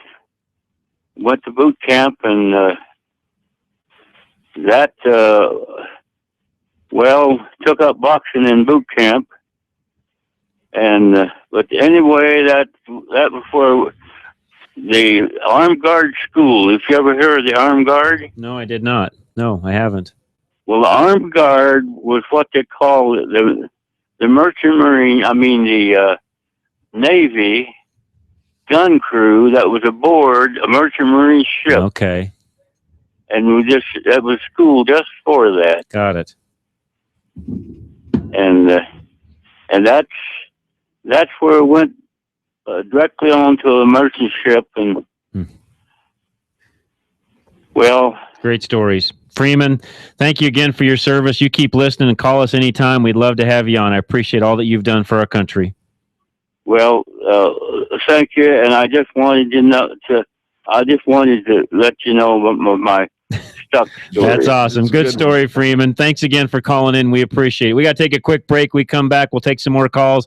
303-477-5600. I think Freeman wins the prize today for the best stuck story. We'll be back right after this. John Rush, your host, KLZ 560. Need a one-stop auto repair solution in Boulder? At John's 4x4 Center, they service and maintain more than just 4x4s. From big trucks to diesel pickups, their team of service specialists and technicians have the computer diagnostics, tools, and expertise to service and repair any make or model. They combine their skills with integrity, giving you the best service in the industry. From preventative maintenance to major repairs, you can trust your vehicle to John's 4x4. Located on Arapahoe Road, just east of 63rd, behind Carpet One. They're open Monday through Friday, 7:30 until 5:30, with convenient shuttle service and after-hours drop. If you're ready to form a solid relationship with an auto repair shop, the new owners at John's 4x4 Center are committed to providing the personal and professional service you're looking for. Give them a call at 303-449-2640. Check them out on the web or follow them on Facebook at johns4x4.com. Reliability. It's what every driver wants from their vehicle. Regardless of make or model, you want your vehicle to take you where you need to go. Reliability is exactly what the Colorado Select Auto Care Centers offer. They've set the standard for excellence in automotive repair and maintenance. Each member offers Napa Auto Care Peace of Mind Warranty, along with the highest level of customer service and integrity. To find a Colorado Select Auto Care Center near you, log on to drive-radio.com or call 303-546-NAPA. Napa know-how! Napa supports the Intrepid Fallen Heroes Fund. And this month, we're making it easy for you to show your support too. Make any $25 purchase and you'll receive a free Napa Camo Racing Cap. For every cap we give out, we'll donate $1 to the Intrepid Fallen Heroes Fund, supporting those who serve you. That's Napa Know-How. At participating Napa Auto Parts stores while supplies last. Offer expires 11/16/14.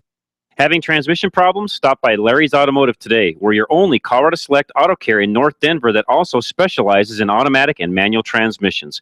We're a family-owned small business taking care of your family-owned fleet of cars, trucks, and SUVs since 1994. We specialize in transmission and drivetrain problems and offer a 3-year, 36,000-mile warranty. We're also an ATRA member. Call us at 303-427-2108 for an appointment or find us on the web at coloradoselect.com. Larry's Automotive, a proud member of Colorado Select Auto Care.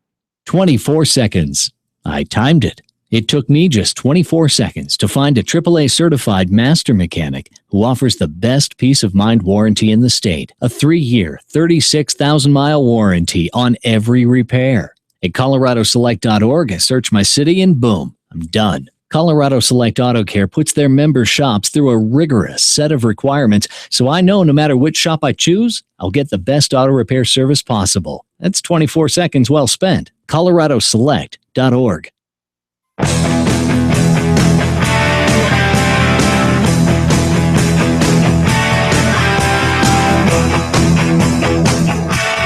All right, John Rush, your host, KLZ 560 Drive Radio. 10 minutes left is all. So if you have a question, please call us. We'll get you right on air, 303-477-5600. A lot of great questions we've had today, great stories, stuck stories. Freeman gets the prize for the last one. Earlier in the program, and I didn't talk about this, Larry brought in a noteworthy secret warranty repair program that I have not had a chance to read all of about. I'm going to read through this, and I will bring this back to you next week, because this is an interesting article talking about how there are some warranties basically on vehicles that the consumer may not actually know about, that are non-safety issues that you have to know to even ask about. So we're going to talk about some of that. I'll read up on this next week and get you more information on that. So again, if you got a question, call us 303-477-5600. Guys, anything that now that we have a couple of minutes here, anything we've missed today, anything you want to talk about? Howard, anything else you wanted to throw out to people that we haven't had a chance to talk about? John, the only thing I would mention is now's getting to be the time of year where you need to start checking your belts and hoses. I mean, it's because normally the heat doesn't get it, the cold will. Right. And it's with one belt drives today, if it goes, you're down, you can't go anywhere. Just like the guy I saw on the side of the road last night in his Ford. Exactly it. Okay. And you've got to have So one question I was going to have for Howard, which I sort of know the answer to, but I don't know if I know it directly. Belts have changed immensely. We also know hoses have too. Yep. So what's the correct way to know when a hose is getting close to failure or when it needs replaced? We know how to do that on a belt. What do you do on a new hose? Best way to look at a hose, if you'll just run your hand where the clamp is, where it's clamped onto either the radiator or the block or the thermostat housing, and if you got anything swelling after that hose is probably getting ready to go within 1,000 miles, something like that. Okay. I mean, it's wearing out. It's there, so it needs replaced at that point in time. Okay, all right. If it's straight, if it's there's no swelling or anything else, you're in good shape. And as we talked earlier for just a few minutes on the deck school, we had the caller call in about his Chevrolet and, what do you put back in that? And you've heard us, take a shift in the last, 3 to 4 years on coolant on this show, where we will tell you to stick with whatever coolant the car came with. Don't change out. Now, if you want to upgrade, if something had old green coolant and you want to upgrade to one of the newer types of coolants, that's a different story. But going backwards is a no-no. You don't want to do that. You don't want to go from Dexcool, for example, to just regular green. And to Howard's point, and Howard, explain that for just a minute. All the components now from the factory are all made with different materials, et cetera, and the coolants that they put in it go with those materials, correct? That's exactly it. That's why they do that. And when you start mixing them, you don't have cast iron water pumps for the most part anymore. I mean, you get some diesels and things like that, but on your automotive applications, it's all aluminum. And you start mixing that aluminum up or the antifreeze up, it'll actually eat the aluminum away. But we've done tests and everything else and on mixed certain types of antifreeze. And at one point we had enough over a 7,000 mile period in a test vessel where they had the equivalent to 100 packs of sweet and low of aluminum floating through that system. Really? And that's taking the seals out and everything else. So it's just destroying a cooling system is what it does. All from having wrong coolant. That's exactly it. All right. And another thing, and we talk about a lot on the show, and all of our centers, I think for the most part, have these now, is the new Gates flush tool that you guys have, which was developed a few years ago. Talk about that for a moment. Well, we've got a flush tool. It's what we're recommending that you use, but you can actually do the radiator, the block, and the heater core separately. And you can do this in a reasonable amount of time, depending on the application and everything else. But you've got to get all the contaminants out of the system. I mean, by just a tap water flush, you're going to take the top half of the radiator, but you've still got sediment in the bottom half of the radiator. You're not going to get it out of the water jackets. And the heater core is actually collects more debris than anything else in that whole system. So by doing it directly, you can get it completely clean and you can go back in with new fluid and you're in good shape. Be ready so what's the difference between your tool and the other tools on the market that are out there to do these flushes? Well, there's really not that many tools out on the market. Like a lot yours, of right? You got a reclaimer. They're going to reclaim the antifreeze, but they're not going to do anything to clean. This works off of air and as it pulsates, it's like a rotating, like a big nozzle agitator, on, right? Yeah, Agitators, like a rotating nozzle on a pressure washer. Yeah, Is what it does. and by the way, if your shop is not using one of those, I would recommend that you either ask them to use one or come to one of our Colorado Select facilities that is using one of those, because to Howard's point, it really is the best way to clean out the inside of a cooling system. I've seen it in action. I've seen it work. It works extremely well, and it's the best way to do it. Rule of thumb on when cooling systems should be actually flushed out. And I know it depends on the vehicle, but what's a good rule of thumb? Good rule of thumb, you said 5 years, 35, 40,000 miles would be, take a look at it. If you can look at it and if it looks bad, then chances are you probably need to do something with it. So. Okay. And again, back to Howard's point he made a little bit ago, when it comes to that, you need to know what your vehicle requires, how often to do it. But be careful of the quote unquote lifetime coolants. We talk about that even on lifetime fluids. There really is no such thing as something that will last a lifetime. There is going to be a point in time where you're going to need to service that. A lot of times they'll say lifetime because they think a customer is only going to drive a vehicle X amount of miles, for example. But there really is no such thing as lifetime fluid, lifetime coolant. They're all going to get contaminated, build up debris, etc. They need flushed, they need maintained. And when you do that, you're just going to make the vehicle last that much longer. That's exactly it. Okay. Anything else in regards to, I know it's kind of that time of the year where we're starting to cool off, and the AC side of the fence, people kind of tend to forget about this time of the year as things start to cool off. But what they forget about is that also helps with the defrosting side of the fence. You have to have it to have a defroster. So it's a 12-month system now. So yeah, and what Howard means by that is, and the reason it's a 12-month system is when the defroster is running, air conditioning, it's called that for a reason. It conditions the air. It takes the moisture out of the air. That's what an air conditioner do. If those of you that have an air conditioner at home, you'll always notice that when you've got an air conditioner inside of your furnace, you'll notice that there's always a drain pipe coming out of the furnace that runs over somewhere in the vicinity. There needs to be a drain because there's condensation in the air. The air conditioner pulls that condensation out. So inside of your home, there's got to be the ability for that water that the evaporator is collecting to drain back out. Right, guys? That's it. Same thing happens in your car. So when the defroster gets turned on, AC kicks in, gets rid of the moisture in the air, thereby helping to defog the windows that much faster, or eliminate the fogging up of the windows in the first place. Right, Howard? That's right. Right. So it's very important to make sure your AC system is working all year long. In other words, let's say you know yours isn't working right now and you're thinking, it's getting to the end of the year. I can roll the windows down. I'll be okay. It's no big deal. Well, that's great. Just remember, you're going to have more fogged up windows in the wintertime. It's not like it used to be where you could cut the belt off of just the compressor and go, because that's all part of the drive. Yeah. Right. It's all very integral, isn't it? That's it. Mm-hmm. All right. So, guys, anything else you want to cover that I haven't hit? We're about to the end of the show. Sportsman's of Colorado is getting ready to come up here in a couple of minutes. New car technologies. I could add something to that if you want, or I can talk about another car I drove. What do you guys want to hear? Technology. Okay, technology. Yeah. Wi-Fi hotspots, that's not a huge issue, but more and more vehicles are starting to come standard with a Wi-Fi hotspot built in them. So if you're one of these guys that's mobile, Howard, you're a mobile type of a guy, works out of the car a lot, et cetera, travels around. In that case, instead of having to tether your phone or do things along those lines, you just have a Wi-Fi hotspot built into the car. You'll have a data plan on it. You can run your laptop off of it, et cetera. The other cool thing about it is if you're traveling and you've got kids in the back, most of the manufacturers, although some of the cars I drive still have these, that Escalade still had DVD screens front and rear, but a lot are getting away from that because kids have iPads now. Mm-hmm. Well, so you get an iPad hooked up to Wi-Fi inside the car, things can stream to it, no more need for DVDs playing inside of the car itself. So that kind of technology is going to continue to come down the pike. Airless tires is another one we're going to see things on. Easy fill tire alert. I'll read more about that. That's a technology coming from Nissan, the smart headlights I already read about or told you about. And then hydrophobic windows. Rather than relying on the headlights to hide raindrops, what if the drops headed up and slid right off the car's windows? The 2014 Kia Cadenza is one of the first vehicles to offer hydrophobic windows.